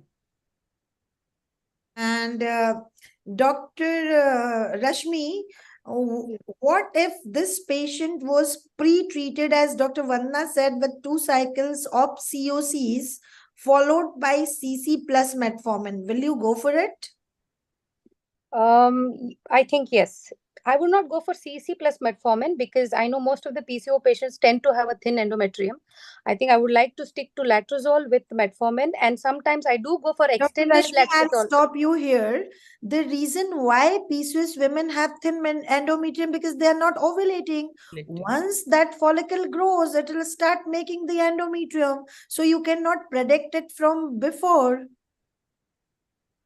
So, but 2 cycles of COCs, you said, ma'am, prior to starting my ovulation induction. COCs. I mean oral contraceptives. Oral contraceptives, yes. So, followed by that, I think I will stick to letrozole plus metformin as my combination for ovulation induction. Dr. Lavanya, what if this 5 mg of letrozole doesn't induce ovulation? What is your next take on it? Then I would think of adding a gonadotropin rather. Dr. Vijaya, Can I add? Yes, Dr. Fessi. I think routinely for PCOS patient we need not have to add COCs. Only if the patient is not responding with one cycle, then only we have to give OC, because each cycle when you give COCs, if the periods, I think we'll be taking their chance of conception. So routinely I don't use the OC pill. Only if the patient doesn't respond. That is one thing. Plus, like this patient with the hyperandrogenemia, definitely metformin and definitely will help with. And letrozole 5 mg followed with gonadotropins will be the best, I think, what I like to do. And if one cycle patient is still having sometimes even PC with letrozole also will have hyperstimulation. If it is there, then next cycle I like to give extended letrozole. That means 2.5 mg 10 days, and followed by, if needed, 1 day or maximum 1 day of gonadotropins will be really, the endometrium will be better and the pregnancy also is better. So thank you, Fessi, for clearing this. The question, the gist was that obese PCOS with hyperandrogenemia, it's if she's not responding to plain oral ovulation, you can go with COCs 1 or 2 cycles. It is harmful in your IVF antagonist cycle, but not for oral ovulation induction, first thing. And since she is obese and hyperandrogenic, you can add metformin either with letrozole or CC. CC plus metformin combination works good and better in patients who are morbidly obese. That was the message we wanted to give. So thank you, Fessi, for this And our expert, Dr. Lavanya, coming to next question. Yes, Anu. So my question is to Dr. Vijaya. What is the protocol of choice for lean PCOS? We are talking about ovulation induction with AMH 7.8. For this here already it's AMH is 7.8. So I would like to start with letrozole only. I go with 2.5 milligram BD for 5 days. Dr. Vandana, what would be your take on lean PCOS with 7.8 AMH? How are you going to treat? Yeah, see, lean PCO definitely have a higher risk for OHSS in this situation. So definitely what we need to do is a very close monitoring of this patient.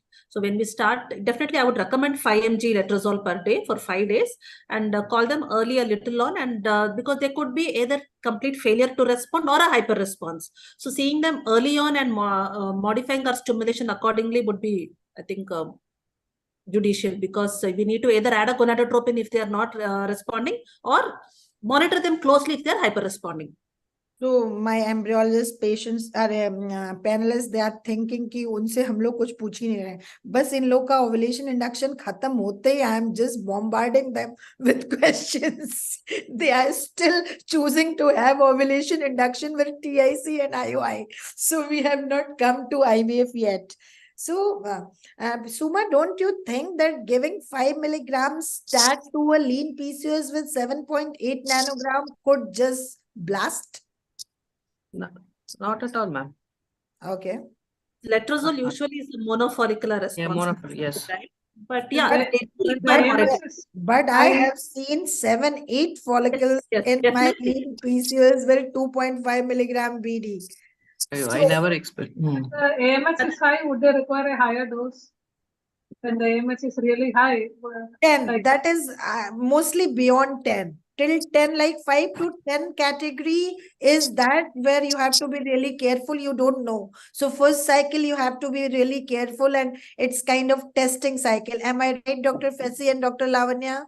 So I think I totally agree, because PCO is like a bomb in your OPD. They suddenly, explode and they come back, and you would have monitored for them for a longer duration. And also very important that the polycystic ovary can ovulate very late. So monitoring even up to 20-21 days is also very important. Unlike we see a lot of our reference patients or people when they come to a fertility clinic where they declare them they've not ovulated after 10 or 12 days and they send them away. I think monitoring them for a longer duration, I think, is one good take-home point, I would say. So, definitely, definitely. So I think the message is, if AMH is high, you cannot directly, there are very few cases of resistant PCOS, and PCOS over respond, hyper respond to the treatment until proven otherwise. So we have to go with lower doses, especially in lean PCOS and phenotype C and D. Most of the time, they don't look like a PCOS. When you get their AMH done, that turns out to be very high. Resistant PCOS is mostly in phenotype A and B, and their doses requirement is higher, that you can just learn by giving. This is one of my favorite question, where a 32 years para-zero abortion 2 polycystic ovarian syndrome has come to me, and I'm ready to go for ovulation induction. So I wanted,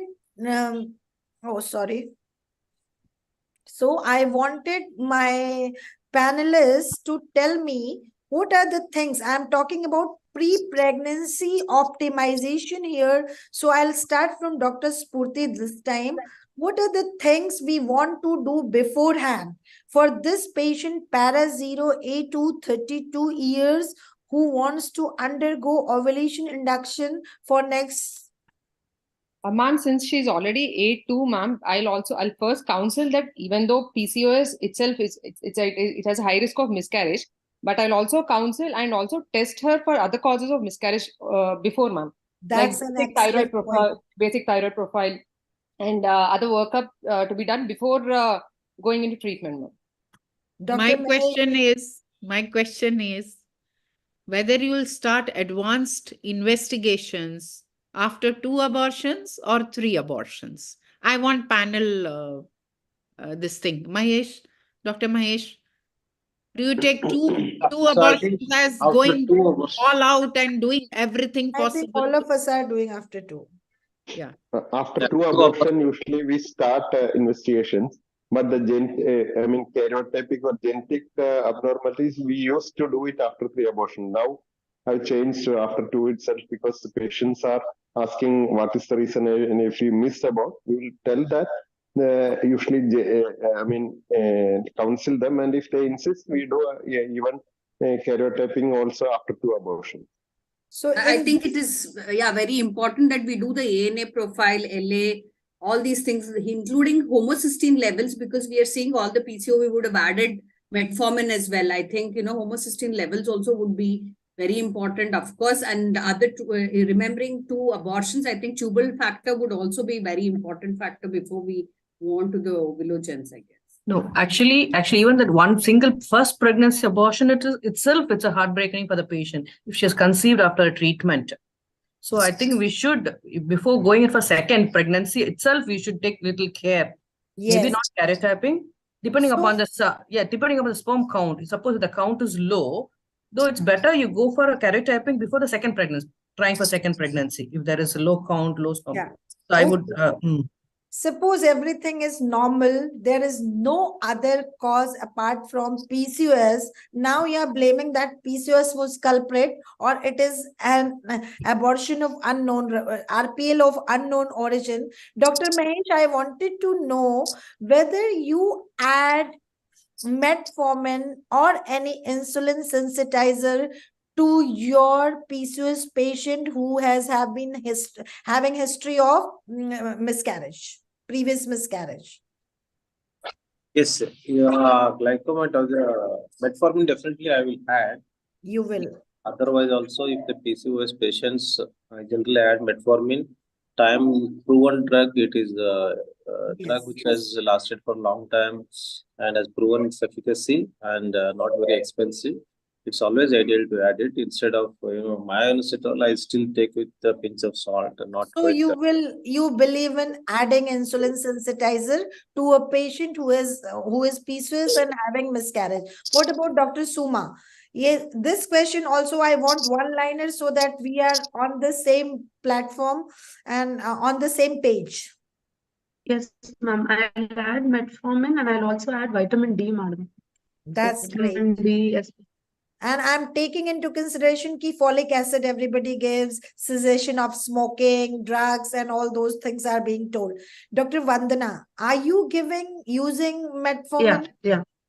We use Okay, mainly Dr. Spurti Priya Rashmi. Yes, ma'am, we give, ma'am. Yes, All ma'am. of you, Vijaya, Fesi, I'll come to you.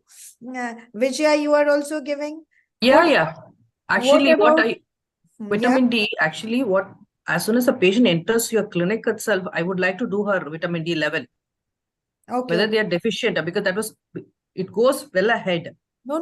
We are talking about insulin sensitizer apart from. Yes, I give. Yes. Dr. Metformin. Lavanya, Yes, I think we would have added it much before she goes into 2 abortions.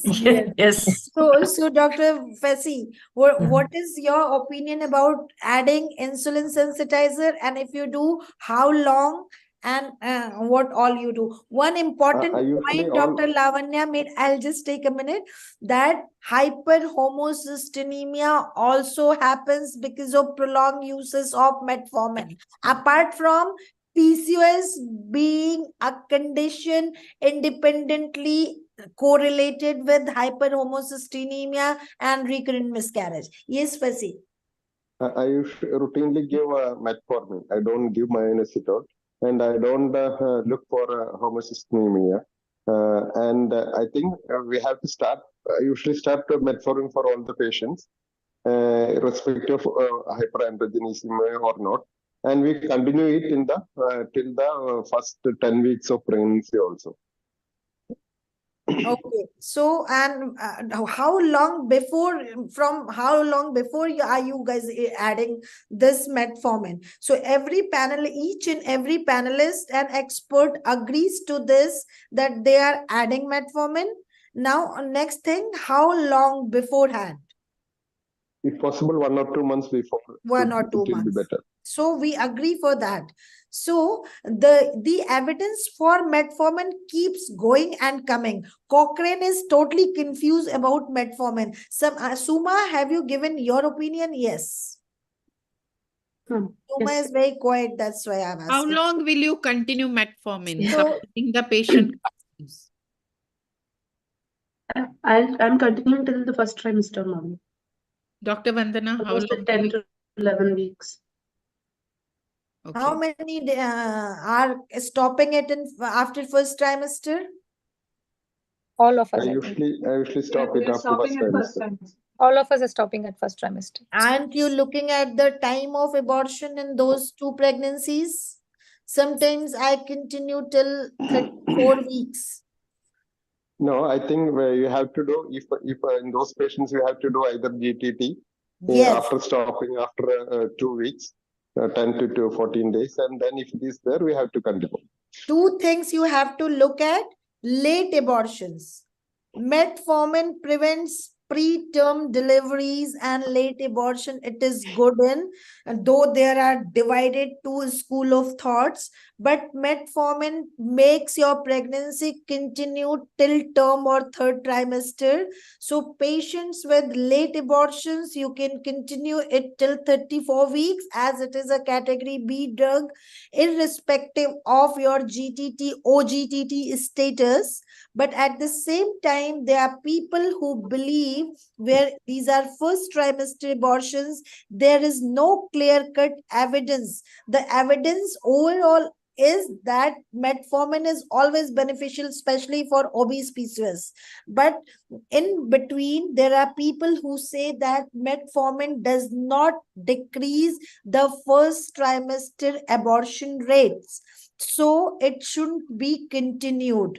But if you believe in PCOS being a metabolic disease, and 80%, more than 80% of PCOS are suffering from insulin resistance, giving metformin makes sense, and it is safe to the fetus as well as mother. So that's what my take was, and my panelists, all of you agree that you all give metformin. So it shouldn't be given from very long before. 1 and 2 months is fine.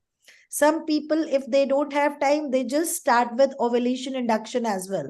So these patients are going to get benefited by that also. And vitamin D. Everybody's opinion on vitamin D. So the I next usually question. don't do vitamin D routinely, but if a patient's not responding, instead of doing vitamin D, we just give 6 doses of 60K weekly for 6 weeks. That will be maybe 1/4 the cost of doing vitamin D. That is a very important message. Instead of doing, even guideline 23 is saying the same thing. Instead of giving and doing the testing, you just supplement.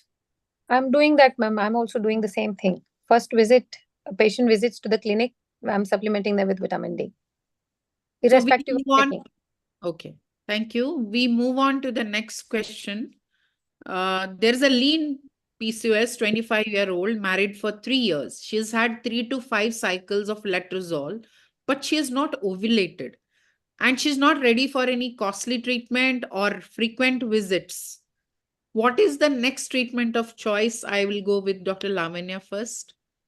I think considering her age, considering that she's already done nearly 5 cycles and she's not responded, she still would be anovulatory. She doesn't want to follow up. She doesn't want to move on to an IVF.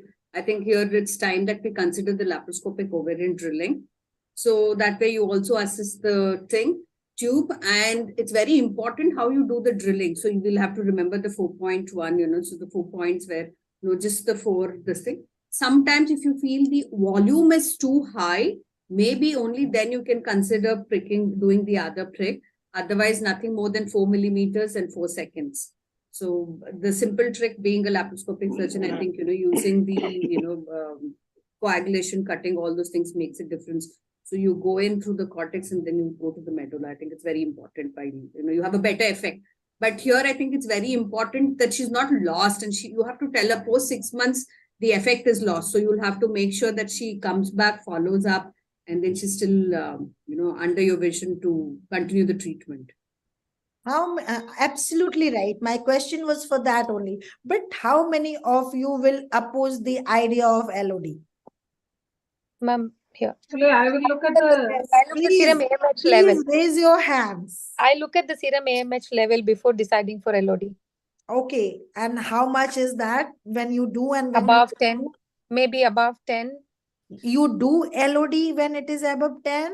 Yeah, and they are non-ovulate. They are not responding to CC Don't and you look letrozole. at LH and TSH and testosterone? Yes. I said, I mean, all of it. AMH is not a deciding factor. In fact, very high AMH, it does not give any kind of benefit to those PCOS who have very high AMH. LH more than 10 is an indication to give a laparoscopic drilling in. Yes. Dr. Fessy wants to say something. Yeah, Doctor.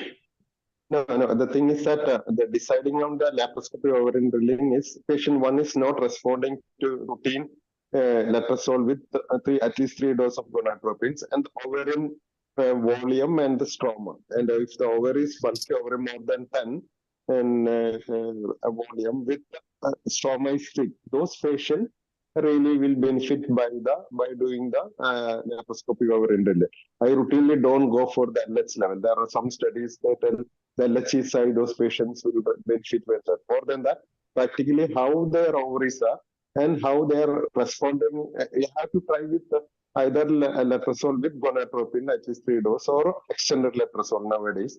So either if not responding, then those patients will be the ideal for drilling. But you have to see the ovary in the scan, not just outside some report. Yeah, if it is bulky ovary, thick stroma, those patients, I like to differ with Lavanya.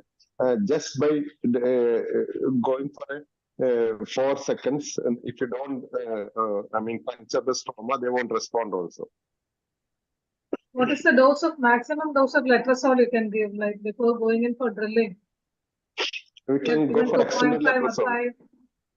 Extended letrozole we can give. Letrozole, now we can give I started giving it up to some studies, 5 mg for 10 days. I assumed if she's doing 5 cycles, everything would have been right. So because I don't think you will be continuing 2.5 and 5 mg till you finish up 5 cycles. So the question was 5 cycles done. She doesn't want to go for gonadotropins, and neither does she want to follow up. First we have to add gonadotropin. Would you like to try only letrozole? She had not responded. Would you like to try CC metformin in such patients? Or even letrozole metformin.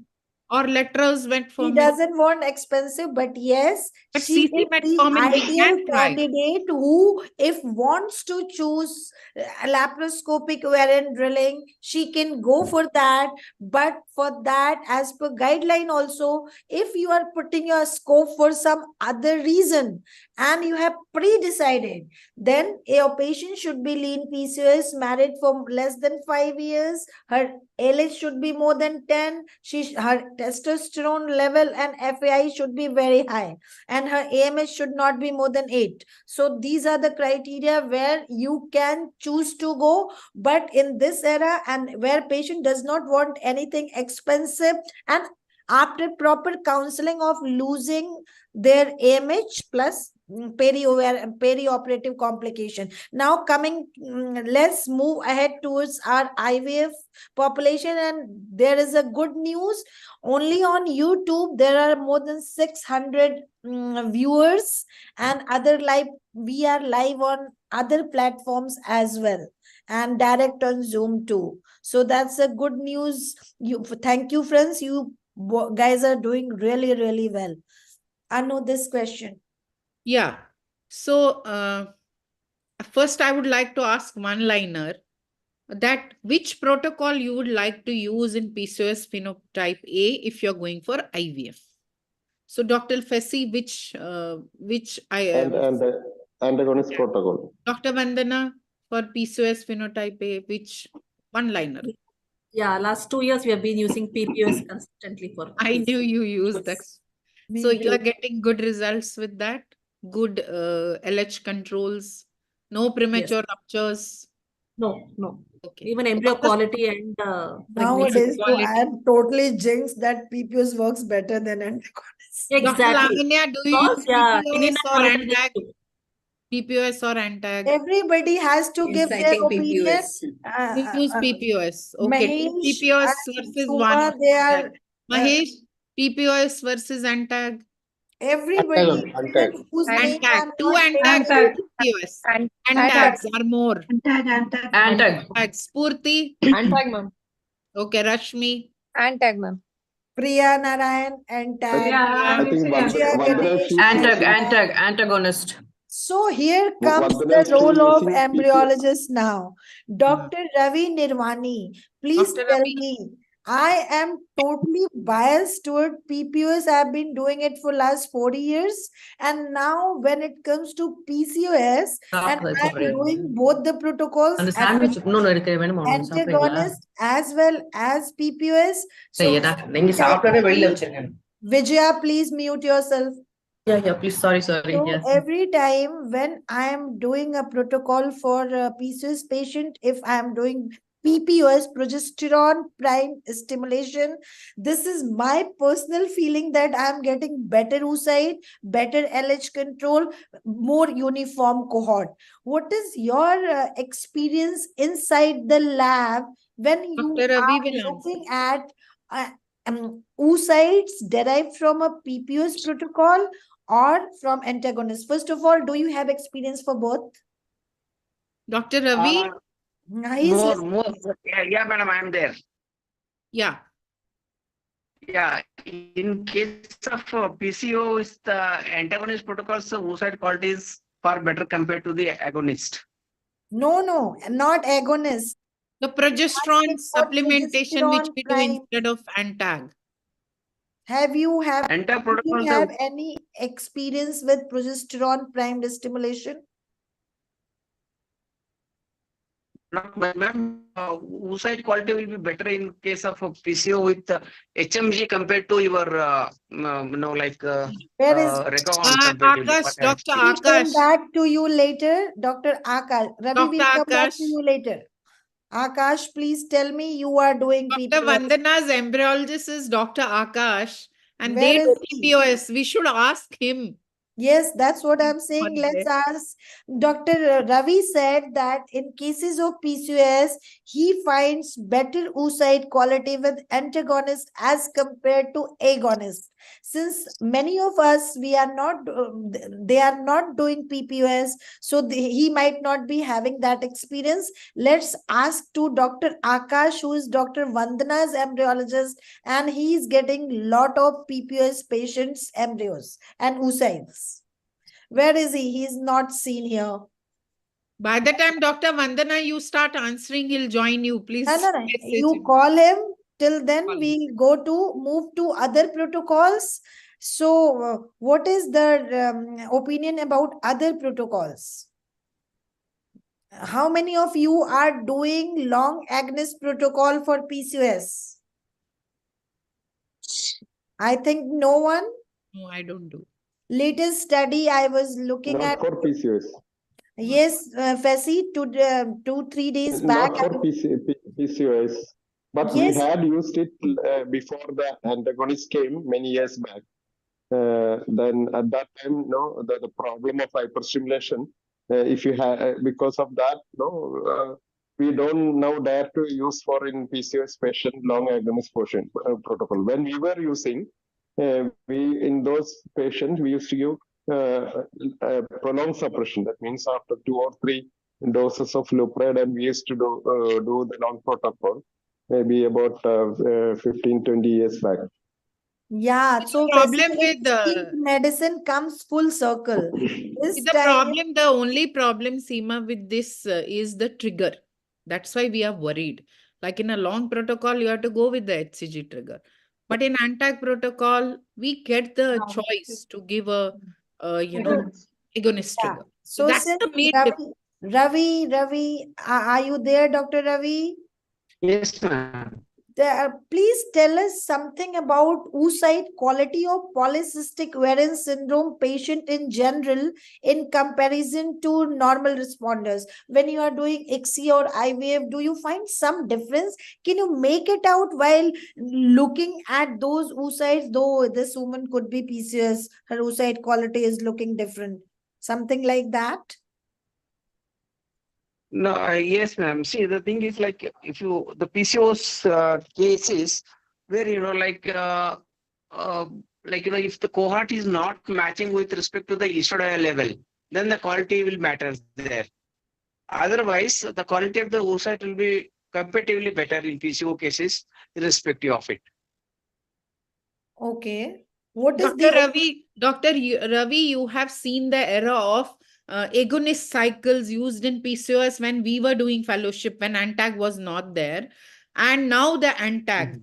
Do you remember your oocyte quality with agonist cycles, how it used to be those days, like in 2005, 2000? No, I am finding the oocyte quality is better in antagonist cycles. Okay. Whether in case if it match, if it like correlation with the estradiol level in the cohort. Dr. Akash has joined. Dr. Akash, this question is to Yes, you ma'am. that do you find any change in the oocyte quality in PPOS protocol versus an No. ANTAC? Anu. First, So let's he is to complete. answer PPOS. No, No, he's no. Let's complete the first question first, which Ravi was answering. Oocyte quality, how PCOS women are different than a normal, and then we'll come to that question. okay. So, Dr. Yeah. Ravi, the next thing is that in a normal responder where you have like 8 or 9 or 10 oocytes versus a PCOS where you get like 15, 16 oocytes. 30, 40. 30, 40, okay, like more than 15, I would say. So, do you think the quality of oocyte in a normal responder is better than PCOS or there's no difference? Can you tell us this? Okay. So Dr. Akash? Akash is he going to add something? Yeah, thank you for the question. What we have seen is when it comes to PCOS, one thing is in terms of the maturity of the oocyte, which definitely would be on the lower side, as it would be expected compared to the normal responders, what we see. And when we see otherwise in terms of the oocyte quality, yes, we have seen certain cases definitely where the quality is on the lower side. There might be a bit more of dysmorphisms maybe seen in the oocyte.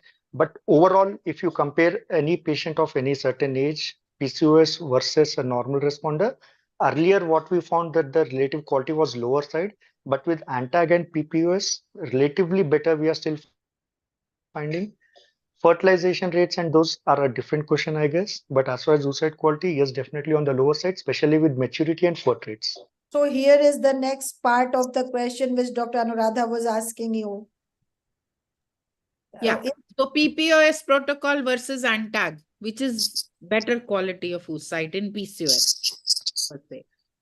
PPOS versus ANTAG, as such, not much of a difference, but definitely PPOS slightly better we have seen, little better compared to your antagonist Me protocol. too. Okay.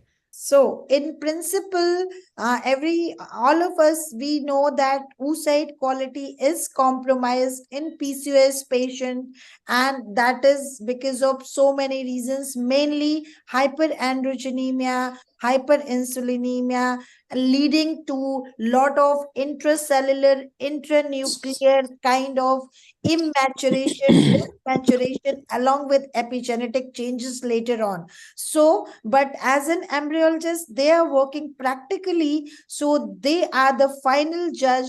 But somehow, even if we get 30, 40 oocytes, we have to remember we never get more than 10, 12 blastocysts, and even in those patients. So, moving on to next question, Anu.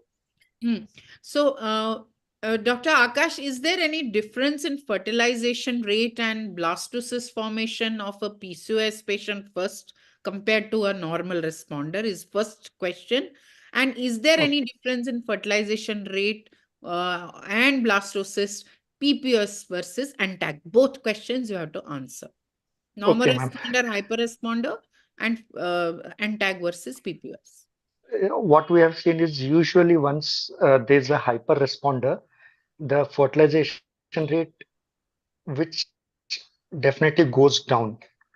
It's not related to IVF versus 6 years such. We have seen that it is the similar.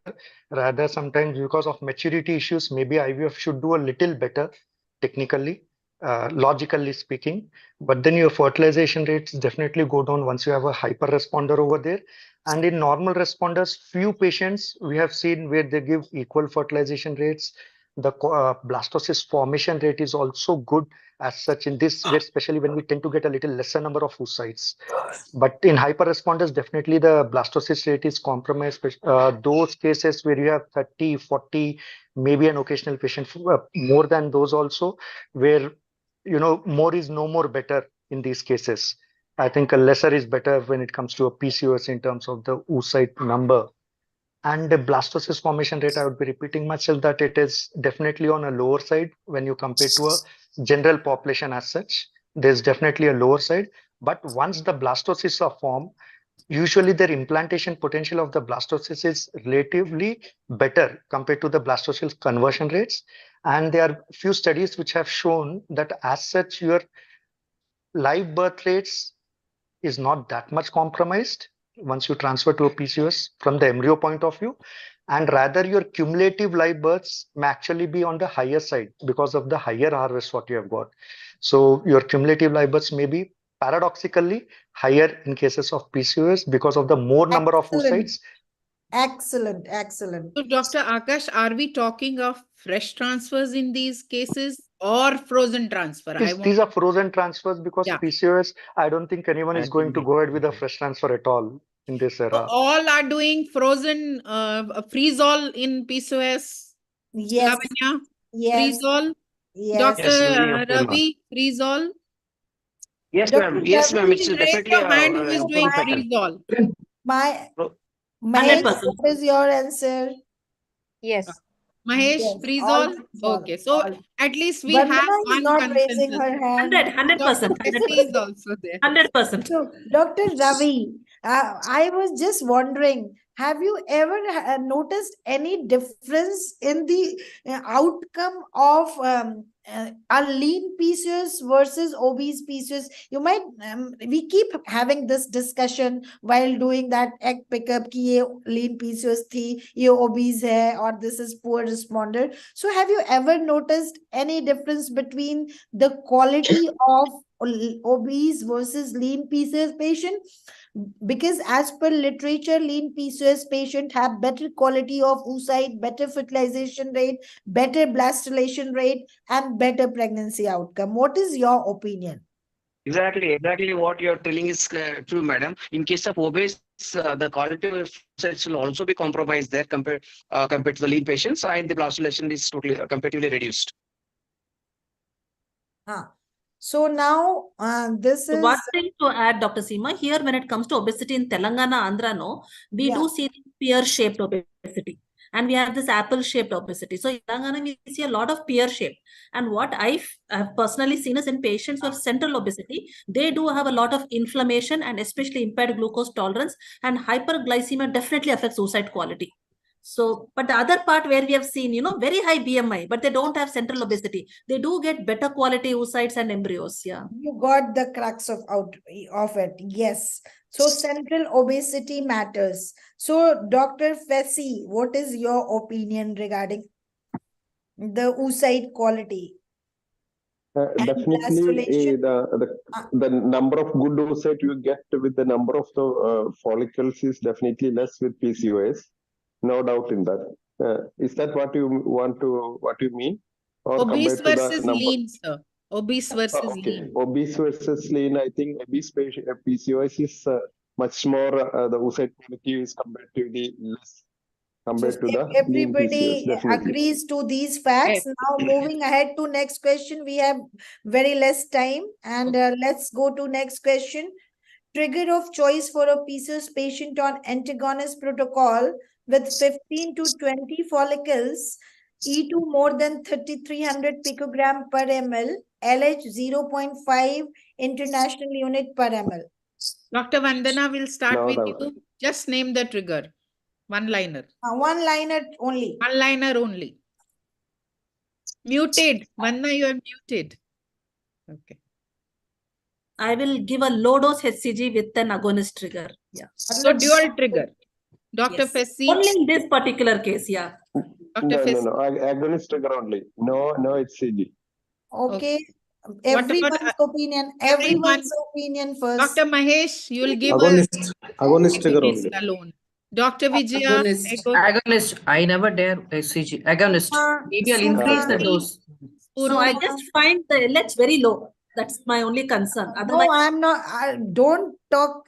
Let everyone Let's hear. Spurti, you're Dual going. trigger. Agonist trigger, but LH is I'll also check the 0.2. post trigger LH values once, ma'am, for my.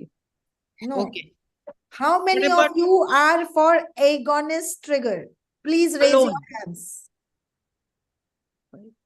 5 agonist are for trigger only. agonist. How many And for dual? how many for of dual? you are for dual? dual only with a very low dose HCG. Yeah. Yes. Yes. So Suma, the reason for dual trigger?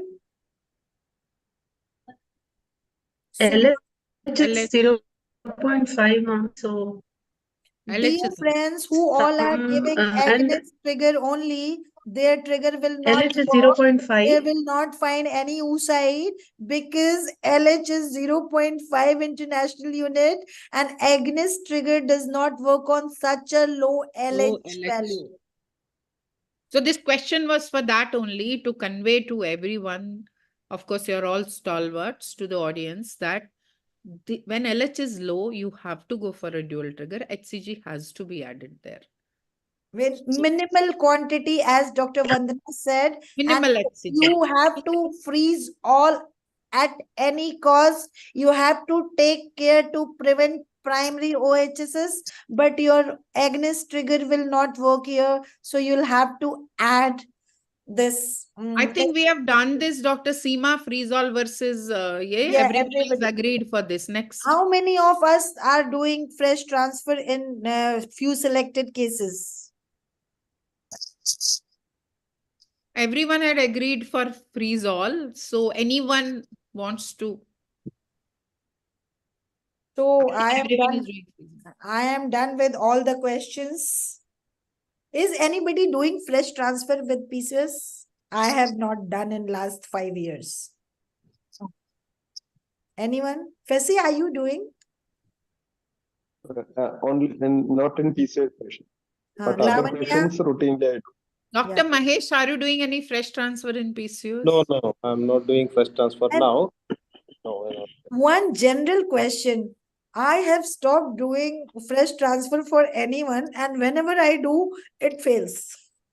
Why? It was not like that 3 years back, 4 years back. But nowadays, everything is perfect, but fresh cycle transfer does not give results. So maybe we are doing only for poor prognosis patients, ma'am. Yeah. No, Husband has to routinely go we there do to say. except Only 1 or 2 sites. We have no other way. Then we except just transfer. What are you PCOS. saying? Except PCOS, Seema, I like to do fresh transfer. Yeah, Even for anthrax Except cycles also. PCOS, I like to do fresh transfer. Which anthrax? PCOS? Which PCOS? Except PCOS, except. Except PCOS. Yeah. Okay. And Fessy, we'll have to come to you and learn the tricks to make success in fresh cycle. I am going to be there because I am really frustrated with my fresh cycles. I'm not getting any results. Dr. So Ekika, for do you two oocytes also I am doing actually, and I'm getting results in those We should cycles. ask Ekika, what do you do? PCOS, Yeah, freeze-all or actually, fresh? no.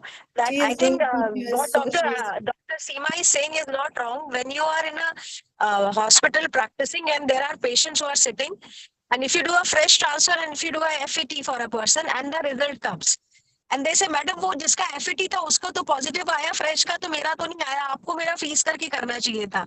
Many a times we are really stuck with such kind of a questions. So it's very difficult to explain a patient why you are doing a FET in her or a fresh transfer in her. So yes, at my center also, most of the time, 95% I do freeze. Only in few exceptional cases where I just get one embryo, or if the husband is going out and they want, no, we want a transfer in the same cycle, so I do a fresh transfer. Otherwise, I do also do freeze on for most of my patients. So I think we did really well. Thank you, my co-moderator and my wonderful panelists. Today has the highest number of audience. It is going to cross 1,000, I think, because only on YouTube there were more than 600 people. So you guys were rocking, and our experts, Dr. Fessy Lewis and Dr. Lavanya, you were amazing. So were our panelists. You all did wonderful job. I think we did some justice to PCOS. What do you guys say? I think it was a wonderful platform for all of us as well, and our lot of take home. embryologists, Ravi and Akash, thank you for inside view from the lab, Thank you. so that we could understand what's going on. So I just want to ask one question to Mr. Ravi and the embryologist part. I mean, many of people, they keep asking me, like, if we use PPOS protocol, matlab that progesterone prime, or we are using MPA or Dufaston, is there any difference in the quality of the oocyte when you use the progesterone cycles in PCOS patients and you're doing a freeze on? I never found. I don't have much idea about the question. I think Dr. Akash answered. I think we have not found much of a difference. Though on paper it should be better, but practically we have not found much of a difference. Sure. Because some people say they feel that with the MPA, when MPA protocol, they find that the cumulus is sticky or something like that. I am very fond of PPOS protocol. Cumulus as such tends to be a little stickier. Cumulus as such tends to be a little stickier, and the OCCs, in terms of when we see a patient with PCOS as such, many a times, you can even make out by looking at the OCCs, you can make a estimated guess it's a patient from PCOS. Even looking at the oocytes as such, you see the different texture, you see that slight tinge which is separate from your regular translucent what you get on the oocytes. But then, like I said, it's a calculated guess. And PPOS we have not found as such. So till now. Thank you very much. Listen, I am using donor oocytes from my friend who uses Dufaston for PPOS. I'm using medroxyprogesterone, but I did not find any difference. Either my embryologist, and it's going to be 5 years now. So I don't think, and everything it is on paper, and 75 rupees ka wo and 50 rupees ka ek patta MPA, and that too with better control. So on paper, all the progesterones are same. You can either use Dufaston, MPA, even natural micronized progesterone, 200 milligram per day. So it's not going to make the difference, because our aim is to control the fluctuation and premature Ellis surge and premature luteinization. Fine. Can I request one thing? All the panelists switch on your camera. I want to take a picture. Sorry. Oh yes. Can everyone switch on? Dr. Akash, I have not seen your face also. Me too. Sorry, ma'am. I'm in a reception of poor area. अरे कोई बात नहीं यार. Mahesh, on करो चलो. And Dr. Akash, thanks for telling that it is because of the PCOS that the oocytes are sticky. Because once now anybody asks me, I'll tell them, please don't blame MPA for that. It is not because of it. No, it's not. It's not, definitely. No, as Dr. Seema is saying, we are so fond of, I'm using it like anything for past 3 to 4 years in my PCOS patients and donor patients. And it's really so not only cost effective, it's very efficient for patient also. Effectivity is not only because of the care. The first thing when we had introduced PPOs, the best thing was for the patient, one is cost, and is one less injection per day. Exactly. Exactly. That is Yeah, and my embryologist sometimes used to tell me earlier, since you use dual trigger, that's why embryo and oocyte quality is not good. So there's so many different views from different people.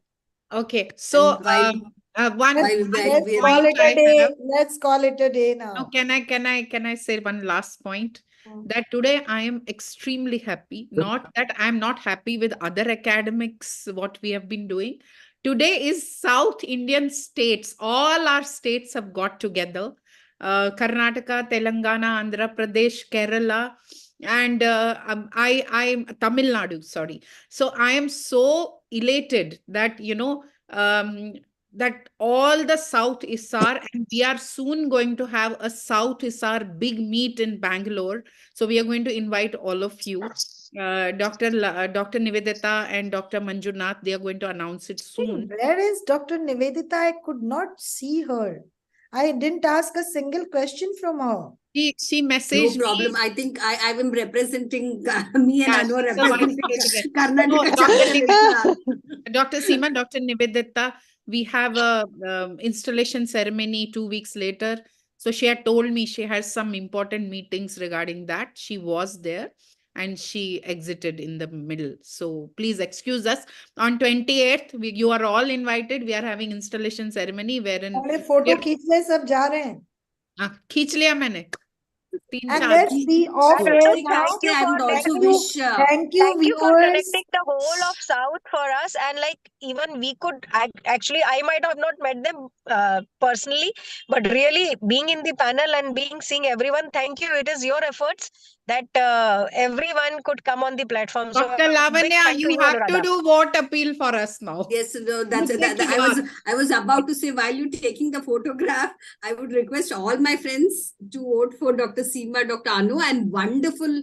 I think both of you are Lavanya, don't forget अरे Dr. Ekika भी है. Ekika, Fesi को भी सबको Fesi all नहीं the है, best. Fesi is there already. Fesi Fesi is already there. फैसी सबको लिए करो, अच्छे फ्रेंड्स है तीनों लोग, ठीक है. I think all of you are really good job you're doing and a lot of academic work, and you really need to be deserving to be in ISAR. Looking forward to seeing you all on higher platforms. I too want to add few words. I Yeah. too want to add few words after Lavanya. So, my dear friends, I appeal each and everybody. You have just seen Dr. Seema Pandey. She is standing for the vote for the post of librarian. Please, please, please vote for her. Librarian She's ISAR. Librarian Isar. She's a librarian Isarian like us. So please, please, please, she's a dynamic, wonderful, helping. All adjectives can come to her. So please think about her. And you have to vote for her. She is a lovely lady. And none other than Dr. Anuradha Khar, also standing for the post for managing committee SAR. So please, please, please, the most versatile, elegant, and none other, Dr. Anuradha Khar. Please, please vote for her. And please do take care of both of them. Thank you. I have one vote appeal for our ex-president, Dr. Manjunath. He's also standing for managing committee. He's from Okay, sorry. I am full on with him, and for Dr. Ekika Singh. Thank you so Yes, much. Thank you. Dr. Thank you. Kika. Thank you for Yeah, joining. yes, Thank you. yes. Thank you So, so much. friends, here ends our an evening with Isarian.